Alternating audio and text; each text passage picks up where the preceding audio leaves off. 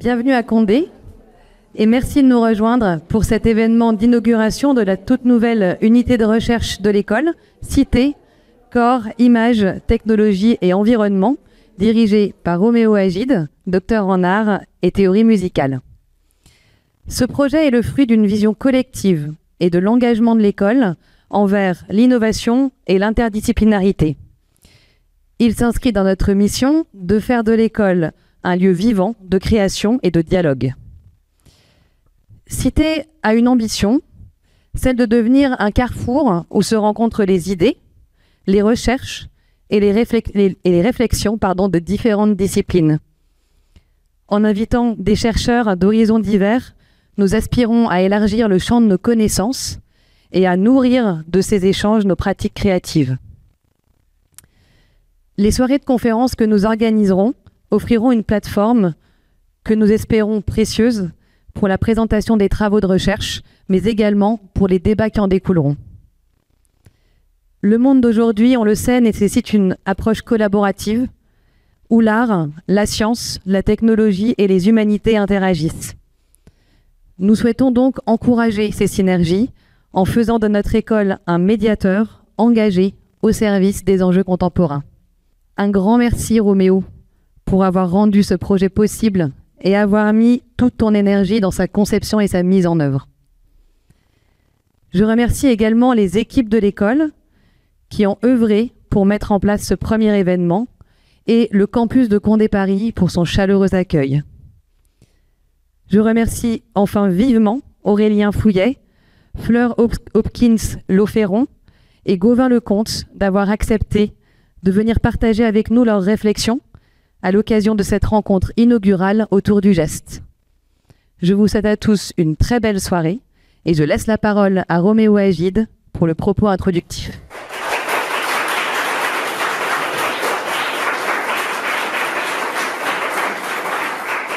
Merci infiniment, France.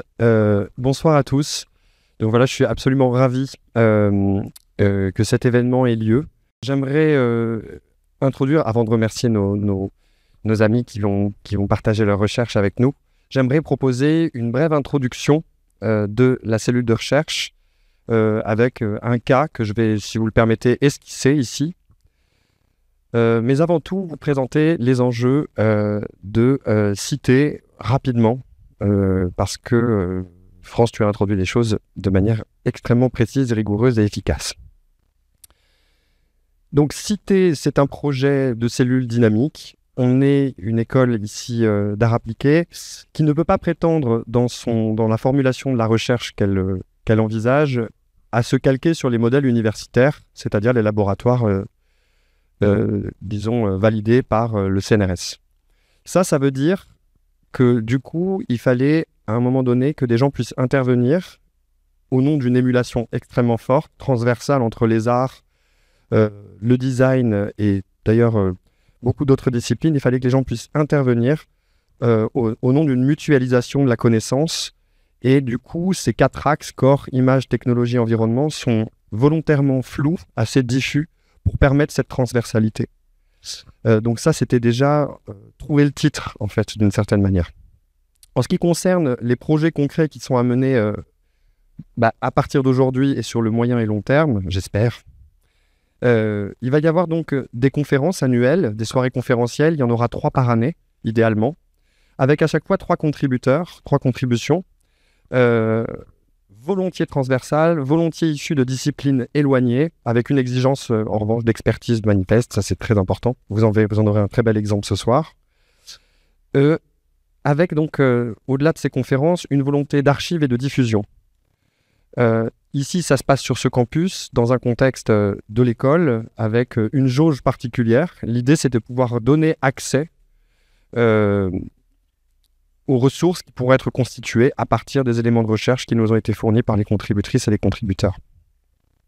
L'archive et la diffusion, elle se fera d'une façon absolument inédite. On n'en a jamais entendu parler. Ça s'appelle un site. Merci. Un site qui sera donc en lien avec le site officiel de Condé, à partir duquel qui sera partagé d'ailleurs avec l'innovation, puisqu'on partagera sur ce site un travail autour de l'IA qui est mené par Sonia, et avec un grand plaisir d'ailleurs. Et donc, recherche et innovation pourra nous permettre, cet onglet, de rejoindre les archives du site, qui seront donc des archives vidéographiques. Sinon, cet outil ne sert pas. Et des archives sous forme d'actes volontiers transversaux, puisque, une fois de plus, ce que nous permet paradoxalement d'échapper au modèle universitaire, c'est de pouvoir proposer des modèles un peu alternatifs, ce qui, moi, je ne vous le cache pas, me réjouit totalement, de pouvoir presque échapper un peu aux principes, aux dogmes, qui sont par ailleurs très respectables d'un point de vue épistémologique, mais auxquels on peut aussi dire parfois non. Donc, évidemment, à la fin de l'année, une publication annuelle qui regroupe ces actes, ça c'est dans l'idée, et je pense que ça va se faire, il n'y a aucun problème pour ça, avec, bien sûr, à moyen et à long terme, sur les années qui suivront, l'idée d'un déploiement sur les autres campus, évidemment, de Condé, et à plus forte raison, le réseau étudiant, le réseau des alumni, et les autres membres de la conférence des grandes écoles que nous avons rejoint avec beaucoup de joie récemment.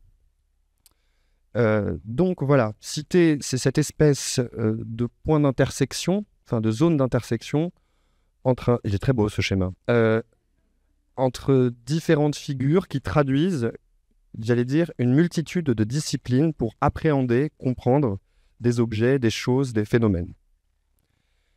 J'aimerais proposer ici un axe, une manière d'envisager presque, non pas une méthode, mais une manière justement transversale d'apporter des précisions sur ce que j'entends par les enjeux de cité. Ça ne veut pas dire qu'on est obligé de les respecter, ça veut dire que si ça peut éveiller une curiosité, au moins heuristique, c'est-à-dire qui est propice à la découverte, j'aimerais bien en proposer un exemple de cas. Bon, de toute façon, vous l'avez vu dans le titre, on va parler de la cuisine dans Zelda. Pour ce faire, j'explique un peu la démarche et pourquoi faire ça.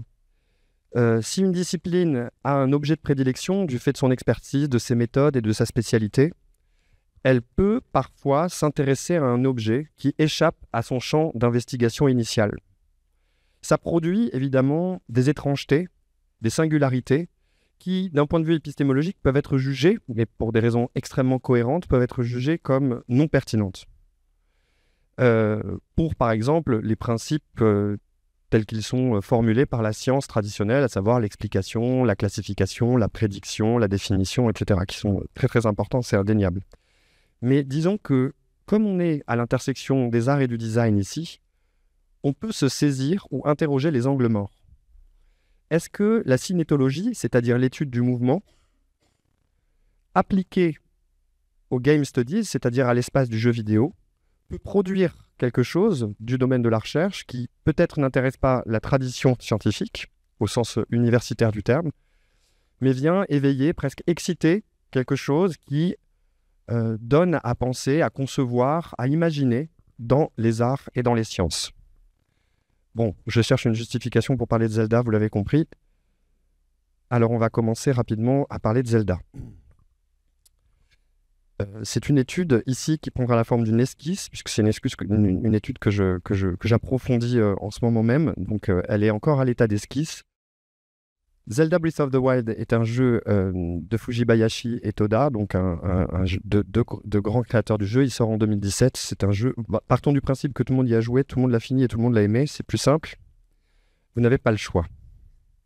Non, en vérité, il s'agit d'un jeu d'aventure sorti sur Nintendo Switch qui a beaucoup marqué les esprits pour une infinité de raisons, parmi lesquelles un royaume absolument magnifique, étendu, un paysage à découvrir, une quête, c'est-à-dire un récit qui s'organise pour le personnage principal, absolument monumental. C'est l'idée de sauver un royaume. Bon, ça, c'est pas inédit dans le jeu. Mais disons que dans la licence Zelda, d'arriver à cet opus en 2017 sur cette nouvelle console, ça a été un moment très émouvant pour les fans de Nintendo comme moi, puisque en sortant de la grotte au début du jeu, on découvre ce paysage et on prend à peine conscience des potentialités de découverte, de ludicité, voilà, il va y avoir une espèce de liberté absolument en forme de claque quasiment qui arrive. Je pense que les gens qui ont testé ce jeu me rejoindront sur ça. C'est difficile à exprimer, j'en suis ému. J'arrête. Donc, Cela étant dit, le jeu, il offre aussi un terrain de liberté particulier, c'est qu'il ne se limite pas à une quête principale qui serait celle de sauver un royaume.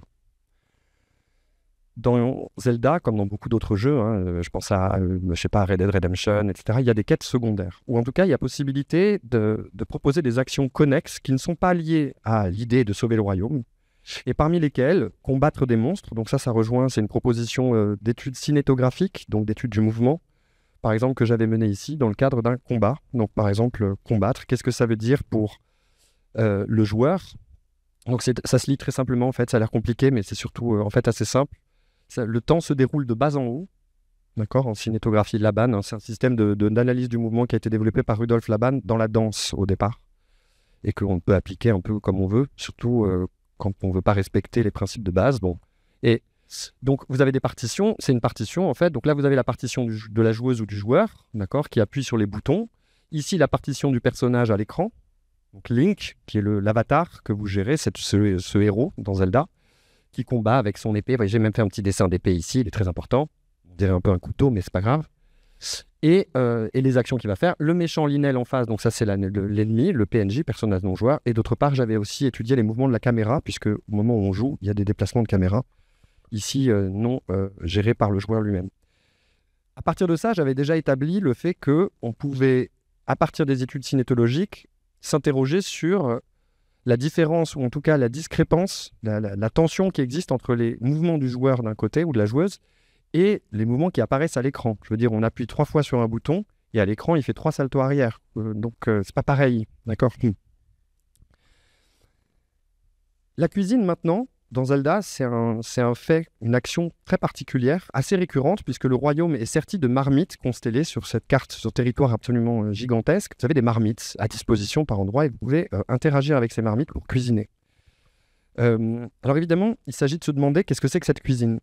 C'est des ingrédients de base, du riz, du blé, des pommes, des carottes, des ingrédients un petit peu plus farfelus, comme de l'extrait de monstres ou des fées. Bon, c'est pas très sympa de cuisiner des fées. Mais dans l'idée, vous avez donc une espèce de multitude de plats, d'items, qui, consommés par le joueur, en fait, par Link, bon, je joue volontiers à l'immersion ici, consommés par le joueur, permettent d'influencer certaines des propriétés du jeu.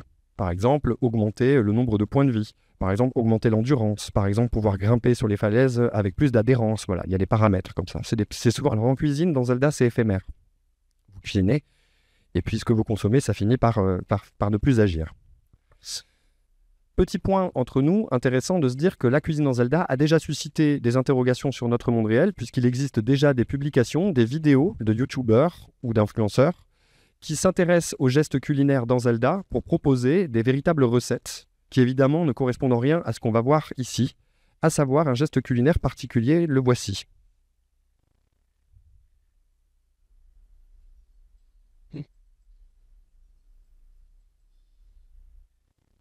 Voilà.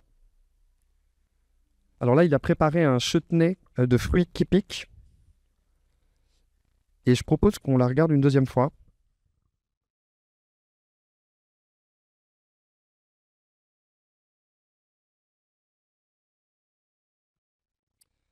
Alors, première chose qu'on peut se dire, c'est que Link cuisine toujours de la même façon. Quels que soient les ingrédients, il va se mettre face à sa marmite et va donc agir de façon assez systématique, quels que soient les ingrédients qu'il vient sélectionner dans le menu, qui peuvent être du poisson, ce que vous voulez, pour générer un plat. J'insiste sur le fait que tous les plats ne sont pas réussis, on peut rater un plat dans Zelda. À ce moment-là, ça s'appelle un plat douteux. Et les propriétés de ce plat sont évidemment suffisamment minimes pour qu'on soit déçu en tant que joueur, puisqu'on voulait faire un truc qui allait augmenter notre endurance au maximum, mais en fait, on se retrouve avec un pauvre quart de cœur. Autrement dit, on a dépensé des ingrédients pour rien. Leçon contre le gaspillage, c'est bien. Alors, Link est là, il est en train de porter les aliments et le joueur aura juste à appuyer sur A pour déclencher l'animation. L'animation n'est pas un impératif, on peut la passer. Une fois qu'on a compris comment ça se passe, on s'en souvient du geste puisque c'est toujours le même. Il dépose les ingrédients dans la marmite. Les ingrédients ici, ce petit trait d'action ad lib signifie en fait que les ingrédients bougent de manière assez autonome dans la casserole, ce qui déjà peut nous interroger. Et Link, à ce moment-là, rentre dans une série de postures qui, sur des bases presque pantomimiques, donnent à voir une attitude culinaire. Dans un premier temps, il va attendre et observer, avec une simple inclinaison dorsale du buste, puis il va se pencher en avant et mettre son nez en relation avec la nourriture. Donc ça, on peut l'analyser sur la base pantomimique comme un geste d'olfaction ou de vérification culinaire. On sent pour vérifier, par exemple, ou pour se convaincre que ça va être bon. Alors ça, c'est intéressant, je ne l'ai pas trop étudié ici, mais je travaille dessus en ce moment. Il abandonne ses bras, parce qu'au début, il a ses bras sur les hanches, et il lâche ses bras. Alors, on peut prendre ça comme un signe d'impatience, mais ça, il faudrait que je demande aux créateurs du jeu, et j'ai l'impression qu'ils ne vont pas me répondre. Mais en tout cas, ça finit par cet épisode qui est un épisode de surprise. Vous l'avez tous vu, la casserole saute, la marmite, pardon, les légumes sautent, et lui est surpris dans un nuage de fumée. Et là, il se passe une chose absolument incroyable, les aliments disparaissent dans la fumée. Et lui, en voyant les aliments disparaître, parce qu'il est toujours en relation visuelle avec ce qui se passe, il suit les aliments des yeux, il est content et il va manifester sa joie dans un geste de victoire de type presque sportif ou joueur, c'est-à-dire yeah, comme ça, il fait même comme ça. Et il reprend sa pose, ce qu'on appelle la normale, sa pose initiale. Je vérifie le temps, j'ai encore 2 minutes. Donc, si on met en parallèle ça maintenant, une fois cette chose étudiée, avec nos usages, par exemple, de joueurs, on se rend compte qu'en fait, Link fait beaucoup de choses, même attendre, il incline son dos, il se passe énormément de choses en termes de cinétique. Le joueur, lui, il fait juste ça. C'est-à-dire qu'il appuie sur un bouton, c'est un geste instantané qui, en fait, en vérité, n'a pas de vérité temporelle, et il est mis en relation, en tout cas en rapport de simultanéité avec le déclenchement de l'action culinaire. Ce qui m'intéresse maintenant, c'est de mettre cette relation culinaire dans le jeu, avec ce que serait la cuisine dans notre monde. Donc, si je demande, par exemple, à quelqu'un habillé en Link dans la nature avec une marmite de cuisiner des pommes, je propose un scénario ici qui s'étale à peu près sur un quart d'heure entre des phases de mélange, d'attente, de dépôt pour la cuisson, d'autres ingrédients, d'assaisonnement, de remélange. Bref, la cuisine, je ne dis pas que toute la cuisine prend 15 minutes parce que ce serait rejoindre à nouveau une systématisation. Mais ce scénario plausible, en relation avec ce qu'on observe à l'écran, évidemment, vous voyez qu'il y a une discrépance temporelle puisque 8 secondes, ça ne permet pas de générer un chutney de fruits qui piquent. Alors, au-delà de ces incohérences, paradoxalement, ce que je vais tenter de dire, c'est qu'il y a énormément d'intelligence dans cette animation, et c'est sur ça que j'aimerais conclure cette esquisse comparative. D'abord, Link ne cuisine pas. C'est une chose qu'on pourrait se dire, on se dit, là, il ne cuisine pas. Il a les mains sur les hanches, il s'incline, il sent, mais il ne touche pas, il ne transforme pas, il n'interagit pas. Et d'un autre côté, on peut se dire, Link, ce qu'il produit comme gestique, comme comportement, comme cinétique corporelle, ça participe de la cuisine. Parce que oui, quand on cuit des pâtes, on attend. Parce que sentir pour vérifier la nourriture, ça peut être un geste considéré comme un geste culinaire. La gestique qui nous échappe ici, c'est la gestique qui entre en interaction avec la matière, à savoir les ingrédients, et des gestes presque stéréotypiques de l'action de cuisine. Donc il y a déjà une tension entre ces deux choses. La deuxième chose, c'est la joueuse ou le joueur, lui, il ne cuisine pas non plus. Mais il admet, en regardant ce qui se passe, que ce qui a lieu relève de la génération d'un item qui se consomme. Et donc, ça confirme bien, là je vais dire un poncif, qu'il n'y a pas besoin de mimétisme absolu entre les actions de notre réalité et les actions du jeu. C'est bien ce qu'autorise le jeu, d'ailleurs, ici. Donc, elle presse A, ou il presse A, et il se passe tout ça. Donc il y a ce qu'on appelle, ce que moi j'aime bien appeler une dérivation, c'est-à-dire personne ne cuisine là. Personne. Et pourtant, derrière, il y a une véritable interrogation sur le geste culinaire. Et comment j'en viens à formuler cette interrogation en me disant, c'est intéressant, j'adhère par immersion, fan du jeu que je suis, et je dis, Link cuisine. Link cuisine un chutney de fruits qui piquent. Pourtant, aucun de ces gestes, si je rentre dans l'analyse, ne correspond à ce qu'on appelle un geste culinaire. Alors, qu'est-ce qui se passe ? D'un point de vue création-conception pour le jeu, on voit bien qu'il y a comme des réductions, des suppressions, des illusions qui ne mettent aucunement en cause la question de la cuisine ou du geste culinaire et qui pourtant produisent une idée de plat dans le jeu. Et pour le joueur ou la joueuse, ça n'a pas d'importance parce que les effets de la cuisine seront les mêmes, alors que le geste, lui, systématique, peut produire une infinité de plats différents, rappelez-vous. Donc, j'en arrive finalement avec ce schéma initial, et je m'arrêterai ici, à une idée que je trouve intéressante, c'est de dire, mais renversons un peu la chose. Si l'attente de cuisson et l'olfaction sont des gestes qui peuvent être complètement associés à un geste culinaire, alors peut-être pas le geste de victoire, quoiqu'on peut être fier d'avoir fait un chutney. Je sais pas, moi j'ai un sentiment de fierté quand j'arrive à retourner ma crêpe. Alors peut-être que ça se manifeste pas comme ça en termes de cinétologie, mais il y a quelque chose d'une réalité dans le jeu qui s'infuse quelque part dans notre rapport au geste culinaire. Et ça a un impact quelque part sur les représentations de la cuisine et sur les potentialités design et création qui en découlent. Pourquoi ? Eh bien, en disant ça, je dis que peut-être que l'outil culinaire n'est pas qu'un outil qui mélange, n'est pas qu'un outil qui blende, n'est pas qu'un outil qui cuit. Peut-être que l'outil culinaire, c'est aussi un outil qui nous met en rapport avec une certaine attente, celle de la cuisson. Peut-être que l'outil culinaire, c'est celui qui nous met en relation avec la possibilité de sentir d'une meilleure façon, ou de vérifier la texture ou autre chose.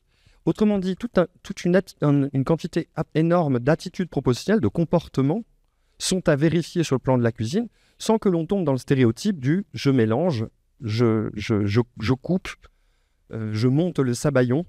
J'adore cette expression. Voilà. Donc, tout ça pour vous dire, avec un exemple très très rapidement esquissé, que, en fait, par le prisme de disciplines initialement éloignées, on peut produire des raisonnements qui interrogent profondément nos habitudes et la manière dont on interagit avec le monde. Et surtout d'échapper à certains stéréotypes, des stéréotypes souvent gestiques, c'est-à-dire de croire qu'une action, elle se limite à un catalogue de gestes et que ce catalogue de gestes suffit à produire l'élément en question.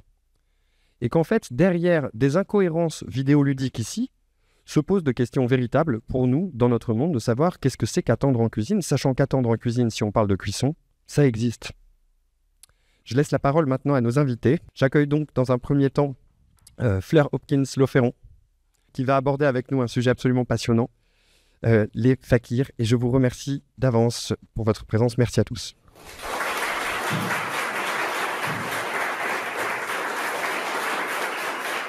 Je mets un petit chronomètre.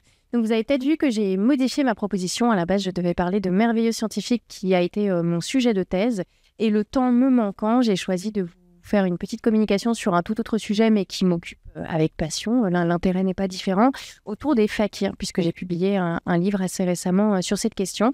Et il s'avère que non seulement Roméo a accepté que je change ma proposition, mais en plus, cette proposition s'intègre très très bien dans la question du geste, puisque comme vous le voyez dans le titre, le fakirisme dans les années 20 en France et ailleurs, c'est une tension persistante entre une caresse érotique, puisque le corps se dénude sur scène et on a vraiment l'érotique d'un corps douloureux, et puis de l'autre, la mutilation, puisque ces fakirs vont se percer les joues, s'allonger sur des planches à clous, monter des échelles de sabre, en mettant vraiment leur corps en spectacle dans un corps endurant, un corps mutilé qui, tout à fait, met sa douleur à disposition du spectateur. Donc, j'ai fait une petite énumération ici des gestes qui peuvent être proposés sur scène dans les music-halls, dans les cafés-concerts, dans les cirques au début du XXe siècle. On a évidemment la caresse, la mutilation, la torture, point d'interrogation, puisque justement le fakir prétend ne pas être torturé, vraiment subir un tourment heureux qui ne lui tire aucune grimace, l'enterrement vivant, les passes magnétiques aussi, et c'est un paradoxe puisque c'est l'absence d'imposition des mains qui permet de générer un fluide psychique, et puis plus généralement le rapport au toucher, puisqu'il y a un fakir que vous voyez ici, Tarabet, il s'était fait une spécialité de marcher au sein de son public et de proposer de toucher la plaie, un peu à la manière de saint Thomas et du Christ, pour prouver que véritablement il sait percer la peau, mais il va très bien. Donc voilà le fameux Tarabet. Je voulais simplement vous montrer à quel point à l'époque, fakirisme et souffrance et douleur et percement de la peau, ce qu'on appelle transfixion, ça faisait partie des imaginaires. Ici, vous avez donc le fameux Tarabet arrivé en France en 1925, qui était vraiment un fakir cosmopolite, qui sera le fakir ayant connu le plus de succès au début du XXe siècle, en grande partie parce que vous le voyez bien, il était assez séduisant, ce Tarabet, et donc il rompait avec d'autres archétypes de l'époque, un peu bedonnants, pas tout à fait orientaux. Lui, il a vraiment le regard fascinateur.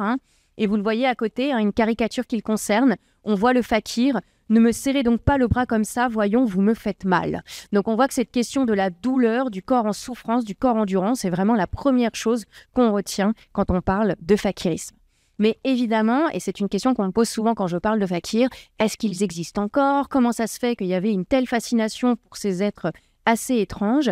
Et en fin de compte, je vais vous raconter en quelques phrases seulement les raisons du succès du fakirisme au début du XXe siècle. C'est pas du tout un hasard, c'est vraiment le fruit d'une époque, le fruit d'une sociabilité, le fruit d'un état d'esprit, et qui est en partie lié, vous le voyez, à la fois à l'orientalisme, et là je vous renvoie aux travaux évidemment d'Edward Said sur l'idée que l'orientalisme, ce n'est jamais qu'une construction d'une vision qu'on se fait de l'Orient, et vous voyez avec quelques images que je vous ai égrenées ici, il y a confusion entre l'Orient, l'Indoumanie, l'Égyptomanie. On est vraiment à une période où on fait un brassage culturel, où on met tout ensemble et on voit ce qui en sort. On a tout de même aussi l'excavation de la tombe de Toutankhamon en 1922 et tout cet imaginaire d'Égypte, le mouvement théosophique aussi qui dit on va aller chercher dans l'Inde les Mahatmas, retrouver la religion originelle. Tout ça, ça fait un drôle de mélange. On a aussi de nombreux écrivains voyageurs qui, dès les années 1860, vont se rendre en Inde pour chercher une vérité oubliée, pour voir de l'exotisme. Donc, ils rapportent dans leurs valises des récits tout à fait déroutants. Et puis, n'oublions pas aussi qu'à cette période, la fin du 19e et toute la première moitié du XXe siècle, on a vraiment un phénomène de rationalisation de la métapsychique. Et qu'est-ce que j'entends par là? C'est tout simplement l'attrait des savants les plus sérieux de l'époque, le couple Curie, Camille Flammarion, Charles Richet. Eh bien, tous ces gens-là, ils se passionnent pour ce qu'on appellerait aujourd'hui le paranormal. Il n'y avait rien de plus raffiné et vertigineux pour eux que d'aller aux séances de table tournante, que d'essayer de voir ce qui se passe dans l'au-delà, et plus généralement d'essayer de tester scientifiquement l'indicible, l'invisible. Et donc, quelque part, c'est pas du tout étonnant que le fakir connaisse un succès aussi monumental. C'est tout à fait fascinant pour les savants et pour le public de manière générale d'aller voir quelqu'un qui prétend avoir un pouvoir où l'esprit domine la matière. Et donc, de fait, ces spectacles de fakir vont être qualifiés par certains, et là, vous vous doutez que c'est plutôt des détracteurs, de volupté cruelle.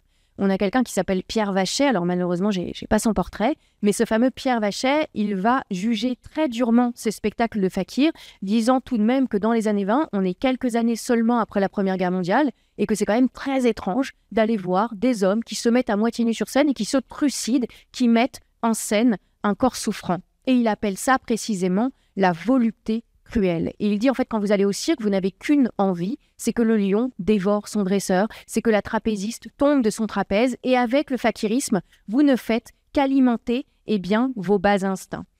Et donc de fait, ce que moi j'ai pu étudier au fil de mon enquête, c'est une forme que je dirais un peu dévoyée, édulcorée du fakirisme. Parce que là, je vous ai rappelé effectivement qu'il y avait un contexte favorable à l'émergence du fakirisme en France. Et j'ai constaté au fil de mes travaux que ce n'est pas du tout un fakirisme authentique qui arrive en France. C'est ce qu'on appellerait de manière un peu crue aujourd'hui une appropriation culturelle. Nos voyageurs qui arrivent dans leur valise avec les enseignements fakiriques, ce n'est pas du tout le pénitent religieux indien traditionnel qui veut rejoindre un plan supérieur de son existence. C'est des attrape-nigauds, exactement comme vous allez dans les capitales à travers le monde et vous voyez, vous savez, ces gens qui prétendent faire de la lévitation, qui prétendent faire des tours un peu farfelus, c'est exactement ça. En fin de compte, on a très tôt en Inde tout un tas d'individus qui se disent « mais là, on a un attrape-touriste qui va vraiment nous rapporter des pièces d'or » et ça marche tout à fait. Nos grands voyageurs, ils sont persuadés de voir véritablement une manifestation magique, encore une fois nourrie par l'idée qu'en Inde, il y aurait un berceau spirituel, un berceau énergétique qui favorise ces énergies. Donc en fin de compte, le fakirisme qui arrive en France au début du XXe siècle, moi j'ai choisi de le qualifier de néo-fakirisme parce que c'est une version édulcorée, récupérée, presque New Age, tout simplement, de ce sédiment religieux. Et ça devient tout simplement un agrégat culturel qui est le fruit de tout un tas d'affluences que je vous ai énumérées un peu plus tôt. Donc là, on va se concentrer vraiment sur cette question du corps, de la réification du corps du fakir, du geste. On va revenir vraiment à cette notion qui nous occupe ce soir. Et dans les 20 minutes qui me restent, on va vraiment faire un voyage en accéléré dans les différents états que connaissent le corps du fakir. Donc on va avoir la question du corps endurant qui va être très importante, celle aussi du désir de violence. Qu'est-ce que ça veut dire dans une société post-Première Guerre mondiale de vouloir voir quelqu'un qui se fait du mal sur scène mais qui tout à la fois dit qu'il ne souffre pas mais il verse bien son sang. Et puis de l'autre, cette question du corps comme preuve. Pourquoi est-ce que cette présence corporelle, elle a vraiment une importance capitale pour pouvoir montrer la véracité des phénomènes allégués? Donc le corps endurant, pour que vous compreniez bien pourquoi les fakirs ont connu un succès de cet ordre-là au début du XXe siècle, il faut peut-être vous faire une courte énumération des tours qu'ils proposaient sur scène. parce qu'il n'y avait pas que la fameuse planche à clous qu'on connaît bien, notamment en ayant l'URG avec Abdalam et puis le mentalisme et toutes ces choses-là. On avait par exemple le tour de la végétation hâtive. Donc ça consiste à faire pousser très très vite une plante.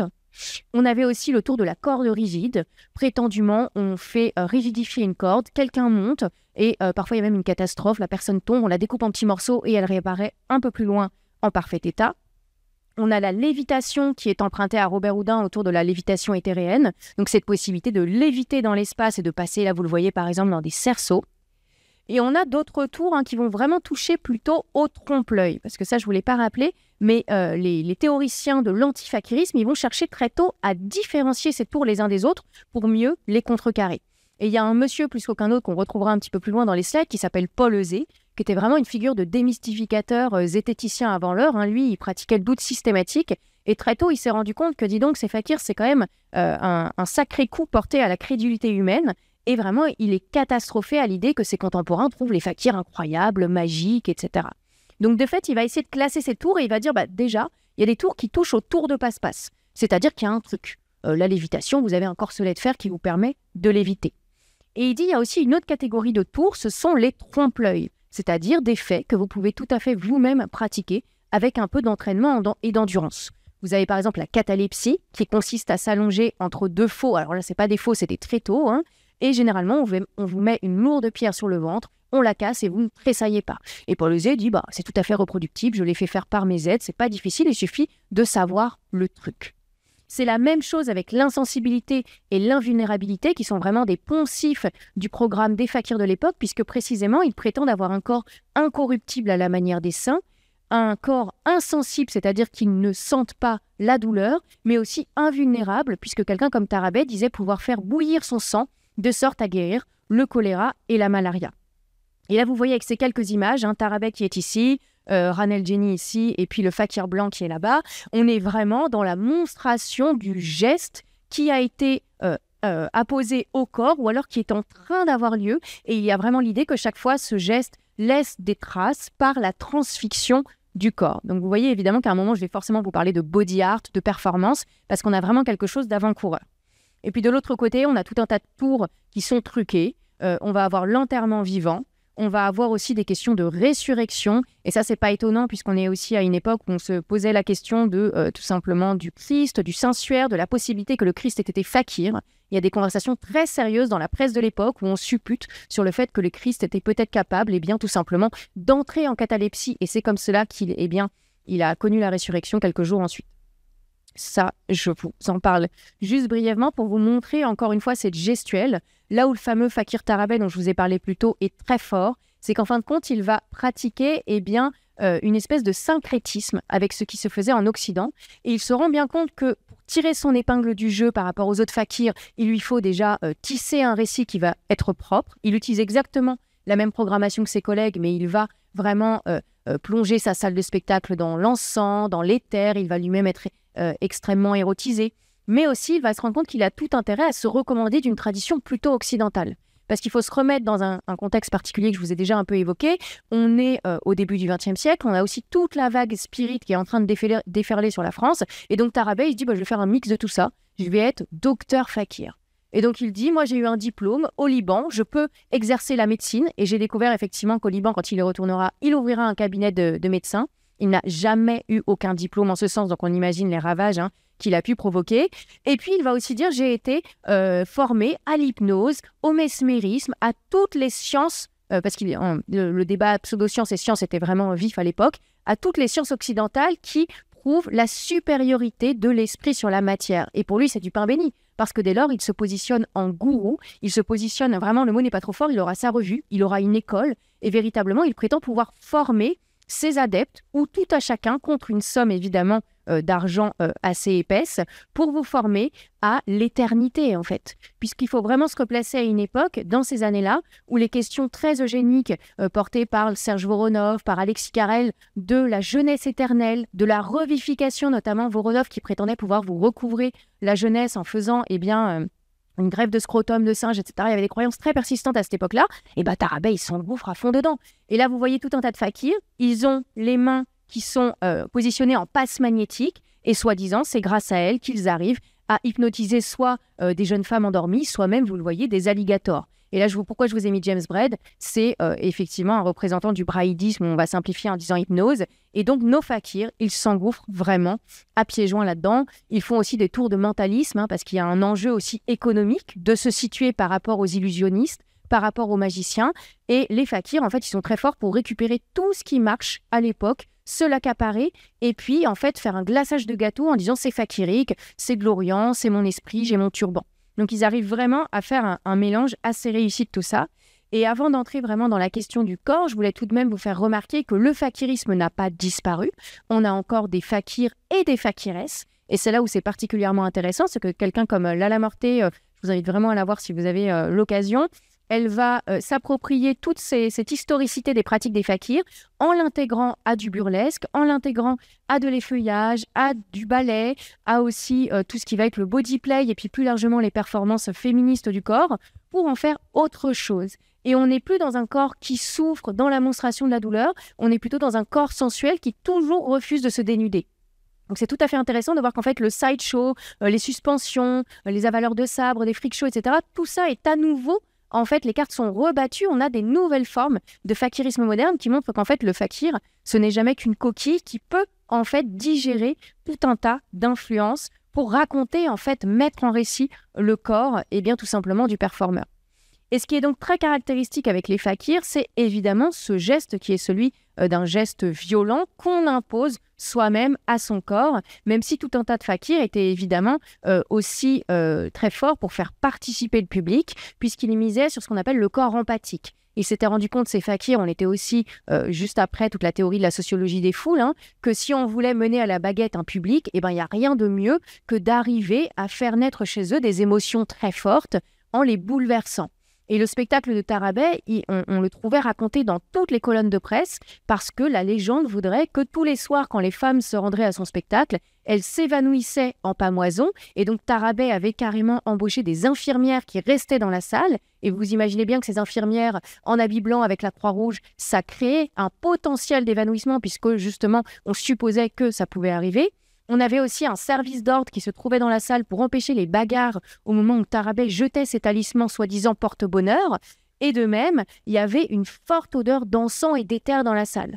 Donc tout était vraiment réfléchi pour pratiquer une expérience immersive dans laquelle les spectateurs étaient réduits à une foule animée par un seul sentiment, celui de la terreur mais aussi de la fascination pour cet être qui se tenait devant eux. Il faut savoir que Tarabay maîtrisait très bien le français, il n'avait pas besoin d'interprète et donc de fait, il était vraiment capable d'exercer une influence considérable sur son public. On sait que quand il entrait sur scène, il arrachait ses vêtements, qu'il poussait des gémissements érotiques. Donc c'est vraiment quelqu'un qui savait miser sur à la fois son teint olivâtre, ses traits d'éphèbe et il avait vraiment une capacité de séduction vraiment qui était incommensurable au point où dans mes travaux, j'ai parfois établi des parallèles un peu troublants avec l'idéologie de la rockstar en fait. Chez Tarabay, qui d'ailleurs, pour la petite anecdote amusante, Tarabay était le cousin du père de Charles Aznavour. Donc Charles Aznavour en parle dans ses mémoires, la sœur de Charles Aznavour en parle aussi dans ses mémoires, et sa sœur justement raconte que Tarabay, je la cite, passait d'hôtel en hôtel avec des putains. Et donc, on voit bien qu'il y a quelque chose de la rockstar. Il était en manteau de fourrure, il met en scène son corps souffrant un peu à la Marilyn Manson. Enfin, il y a vraiment quelque chose, en tout cas, de Tarabay. Là, vous le voyez notamment sur cette photographie, toutes ces mains qui se tendent vers lui. Si vous êtes déjà allé voir un concert de Nick Cave, quand il se penche lors d'une chanson, il faut le tenir à bout de bras pour pas qu'il bascule. Tarabay, il avait totalement maîtrisé les codes de la rockstar. Et là, je voulais simplement vous montrer que c'est pas un hasard aussi si le corps émotif et émotionnel du fakir connaît un tel succès à cette époque-là. On a encore dans la presse de nombreux discours qui sont tenus sur l'hystérie, évidemment souvent des discours sexistes qui associent l'hystérie à la perte de contrôle des corps féminins quand ils sont plongés en transe, et là je vous renvoie à tout ce qui a pu être écrit sur l'hôpital de la Salpêtrière, mais plus généralement, Tarabay prétendait pouvoir en fait tout simplement plonger dans une hystérie collective son public, mais aussi lui-même en fait il l'opposait à l'hystérie d'un corps en transe qui se contorsionne un peu comme s'il est possédé, son corps absolument hiératique. Et il y a quelque chose d'absolument fascinant dans son spectacle, c'est qu'il y a en fait un peu à la manière des théâtres Grand Guignol, vous savez, où il y a un équilibre qu'on appelait la douche écossaise entre un moment de rire, un moment qui nous fait peur, à nouveau un moment de rire, etc. Lui, il allait sans arrêt faire un équilibre entre un corps endormi, quasiment mort, et puis un corps qui souffre. Donc on a sans cesse des moments de tension qui devaient tenir absolument en haleine ce public. Et donc de fait, il joue aussi très volontiers avec l'apparition au musical au même moment de la Revue Nègre et d'un corps qui était vraiment décrit dans la presse comme étant un corps hystérique, un corps d'art brut, un corps qui est vraiment sauvage et libéré, alors même que le fakir est un corps éminemment hiératique. Et là, vous le voyez sur ces illustrations, il est enterré-vivant, il est tout droit. Et on a même des moments où ce sont ses aides qui le transportent sur les tréteaux, qui le transportent dans le cercueil. Il est absent à lui-même et quand il témoigne, il dit « Je ne sais pas vraiment où je suis allé. Je ne suis pas mort, j'étais un peu présent. » Et surtout, il émane de lui prétendument un fluide odique. Tout ça, il faut le replacer dans l'histoire de la lecture d'aura, du fluide odique de Reichenbach, etc. Mais il prétend que quand il est en état de veille, son pouvoir fakirique agit et qu'il imprègne autour de lui. Il porte la chance, il imprègne des talismans, évidemment, qu'il va vous vendre à la fin de la représentation. Donc tout ça pour vous dire que notre fakir Tarabay, qui souffre en résonance avec son public, il est très conscient tout simplement de l'offre médiatique qui est contemporaine. Il s'inscrit évidemment dans la lignée des spectacles Grand Guignol. C'est Agnès Piron qui en parle comme le spectacle du sang, du sperme et de la sueur. Et donc Tarabay, il joue totalement sur ce cadre-là. Il faisait couler son sang, on sait très bien que sa sueur perlait. Il n'y a visiblement pas de scène de masturbation ou autre chez Tarabay, mais il joue avec l'érotique de son corps. Donc on a vraiment une collusion de sens avec le théâtre Grand Guignol et aussi plus largement avec tous les spectacles macabres qui sont ceux du début du XXe siècle. Ces fameux spectacles de masse qui ont été décrits notamment par Vanessa Schwartz dans son essai, que ce soit aller visiter la morgue, que ce soit aller au musée anatomique Spitzner où on pouvait voir la Vénus anatomique, on voyait la comparaison par exemple entre un poumon sain et un poumon malade de fumeur, ou encore évidemment, et là c'est plutôt du côté de Dominique Khalifa qu'il faut aller voir, toutes ces spectacularisations du fait divers sanglant qui passionnaient et défoulaient vraiment les foules qui allaient carrément au musée Grévin, non pas pour voir Justin Bieber ou que sais-je, mais pour voir, représenté sous la forme d'une statue de cire, le dernier drame à la mode. Donc vraiment, le fakir joue, vous voyez bien, avec cette question de rendre visible et perceptible un drame en train de se faire, celui de la possibilité de la mort du fakir. Et c'est là où ça devient intéressant, c'est qu'il y a un espèce de pacte implicite qui est passé entre lui et le public, puisque précisément, il ne peut pas mourir, puisqu'il y a une représentation le lendemain. Mais pour autant, souvent, il dit « J'ai été très fatigué par ma représentation, je ne pourrais pas forcément me représenter à nouveau. » Et donc, de fait, les billets se vendent comme des petits pains parce que les gens ont peur de rater la performance du fakir. Et justement, quand on voit ce genre de photographie avec Tarabay qui tend son bras et qui le montre à autrui et le sang coule, on ne peut s'empêcher de le replacer dans une histoire longue qu'on n'évoquera pas ici, de la performance, du body art, d'un Chris Burden, de Gina Payne, de Marina Abramovic. Il y a vraiment quelque chose qui n'était pas du tout engagé du côté de Tarabay. Il n'y avait aucun discours sur le corps masculin ou le corps féminin, mais il y a quelque chose, je dirais, du corps endurant et de la capacité à faire performer son corps pour créer une communion, créer vraiment quelque chose avec son public. Et justement, là, vous le voyez, il est entouré de tout un tas de publics. Il marche au milieu de son public, il montre le sang qui coule, il n'est pas sur scène séparé du public. Il va au-devant de son public. Et donc, de fait, ce sera vraiment le plus grand représentant de ce qu'on a appelé l'économie de l'occultisme. Aujourd'hui, vos marabouts, par exemple, qui vous mettent les petits papiers dans la boîte aux lettres, c'est l'économie de l'occultisme. Et Tarabay, il se fera une richesse absolue sur le dos des personnes qui l'escroquent. Il faut savoir qu'à la fin des années 20, il sera un peu décrié, donc il ouvrira son cabinet de voyance.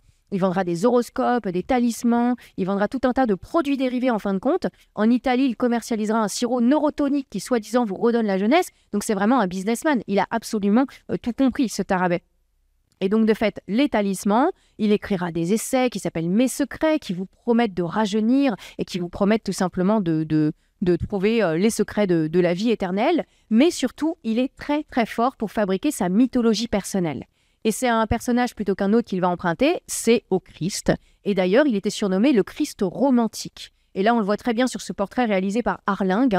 Il a le regard qui regarde sur le côté, il est érotisé, légèrement dénudé. Et on a vraiment ici, je trouve, réinvesti toute une iconographie très renaissante du Christ souffrant avec cette question de la résonance avec le spectateur. Là, c'est pas Tarabay, c'est le fakir birman, mais vous voyez tout de même que le fakir birman s'est amusé à se faire crucifier. Et en fait, quand on regarde Tarabay, on voit bien quand il est allongé sur sa planche à clous, qui reprend évidemment toute l'esthétique du Christ mort, de cette question de la présence du corps, qui par sa présence justement, affirme son pouvoir, affirme son état presque de surhomme. Et c'était pas un mot qu'il employait, mais c'est un lexique qu'il allait vraiment exploiter dans ses différents essais, disant qu'il n'est jamais que le missionnaire d'une nouvelle science qu'il appelait la volonthérapie. Et il dit, pour moi, la douleur n'est qu'une opinion et je vais vous former à tout simplement contrôler la matière, à pouvoir changer la forme de votre visage, faire bouillir votre sang. Il avait vraiment, aujourd'hui on parlerait de dérive sectaire, hein. Il était vraiment un gourou d'une secte qui s'appelait en plus le taraïsme, donc une secte qui portait vraiment son nom. Mais en tout cas, vous voyez bien qu'il y a effectivement une collusion entre fakir et Christ. Et donc de fait, le fakir Tarabay, il va piocher dans une esthétique qui est bien datée, c'est celle du tourment heureux des martyrs et des saints qui vont subir les pires tourments pour tout simplement prouver leur foi, prouver tout simplement leur attachement à leur religion. Donc là, vous avez Saint Érasme avec ses boyaux qui sortent, vous avez Sainte Lucie et ses yeux qui ont été coupés, vous avez Saint Sébastien et ses flèches, différents exemples de saints. Mais là où c'est intéressant, c'est que précisément, avec Tarabay, il y a le réinvestissement de ce discours de la foi, du tourment heureux, pour sa propre édification. Il ne s'agit pas du tout d'honorer un dieu indien, que sais-je, il s'agit vraiment de montrer qu'il est un surhomme qui est en capacité de vous enseigner les mêmes bienfaits. Et donc de fait, je termine rapidement sur ça, son corps agit vraiment comme une preuve, un corps mis à l'épreuve, mais qui sert de preuve. Et c'est pour ça que régulièrement pendant ces spectacles, il va reproduire vraiment l'incrédulité de saint Thomas. Il va demander au public de toucher sa plaie pour vérifier que véritablement il a été transpercé. Il va demander au public de vérifier qu'il s'agit bien du sang véritable. Et on aura aussi très régulièrement dans la presse des publi-reportages où les fakirs, avant de s'enterrer vivants, sont photographiés par des journalistes dans les différentes étapes préparatoires. Et on voit qu'on a encore une réexploitation inconsciente ou non de cette tradition synoptique de la représentation du Christ dans ces différents états. On a vraiment la passion avec un grand P du Christ. Le fakir, les fakirs de manière globale rejouent exactement ça et toujours remarquez l'entourage qui est là pour coopter la véracité des phénomènes allégués.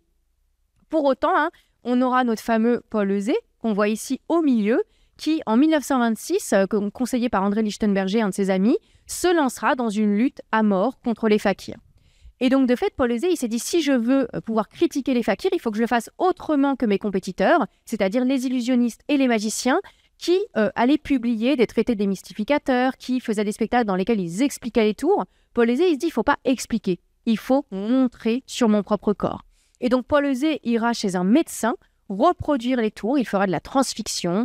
Charles Boisardin, il ne le fera jamais parce qu'en fait, ce n'était pas du tout un tour généralisé en Occident, mais il fera la planche à clous, il fera effectivement la transfixion, il fera l'enterrement vivant. Vous le voyez là, tout rigolard en train de sortir de son cercueil parce qu'il s'est rendu compte qu'on peut tenir 1h30 dans un cercueil. Donc, quand Tarabay s'enterre vivant 15 minutes, c'est vraiment de la gnognotte. Et il fera même des films qu'il passera au cinéma pour prouver tout simplement que c'est vraiment on vous roule dans la farine, c'est absolument pas authentique. Et il y a un match, un duel au sommet sur lequel je terminerai cette intervention, c'est le match du 11 décembre 1928. Il faut savoir que Tarabay, que vous voyez dans le petit caméo, il n'a pas du tout apprécié que Paul Euzet publie un livre qui s'appelle « Fakir et fumiste ». Et il est cité vraiment comme le fakir exemplaire de cette fumisterie.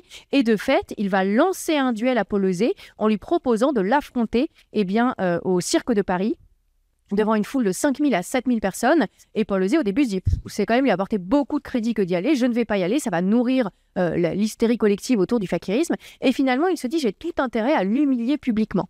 Et donc, ils vont se produire à la manière vraiment d'un battle de rap, l'un en face de l'autre. Ou si vous avez déjà vu l'émission à l'époque sur MTV Yo Mama et ce genre de choses, on est vraiment dans ce genre de chorégraphie. Et Tarabay effectue un tour et à chaque fois, Paul Euzet réplique. Ça peut être la planche à clous, ça peut être la transfixion. Il montre à chaque fois que c'est reproductible ou que c'est simplement de la gnognotte. Et notamment, Tarabay, quand il s'allonge sur la planche à clous, on découvre qu'il a une culotte de cuir et c'est pour ça qu'il n'a absolument pas mal. Donc le fakir sort ridiculisé de ce match, mais pour autant, chose intéressante pour nous sur la question du geste et du corps, le fakirisme ne disparaît pas. Comme je vous ai dit, il se renouvelle dans les cabinets de voyance dans les années 30, il trouve une autre forme d'économie de l'occultisme. Et dans les années 50, fait intéressant, les fakirs vont quitter les cabinets de voyance, ils vont s'improviser recordman. On aura vraiment, de la part des fakirs, une lutte les uns contre les autres pour établir les plus grands records.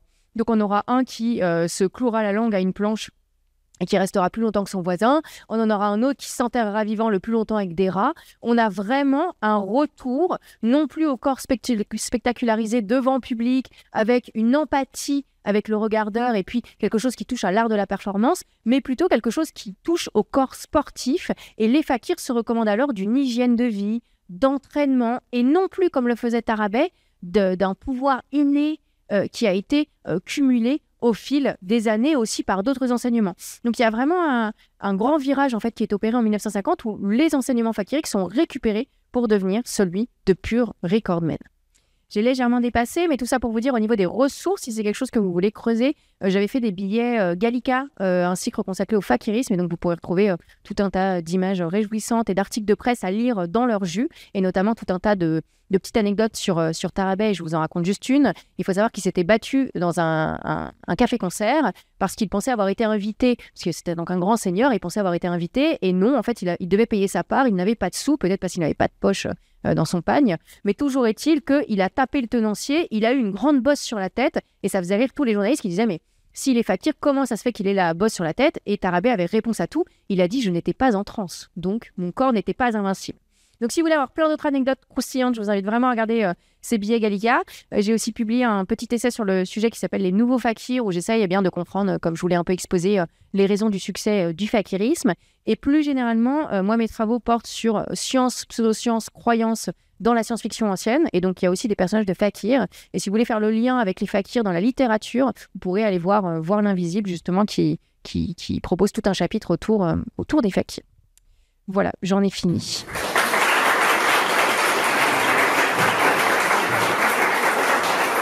Bonjour à tous et à toutes. Donc, je vais vous parler de quelque chose d'un petit peu moins sanglant et un petit peu moins rigolo, malheureusement.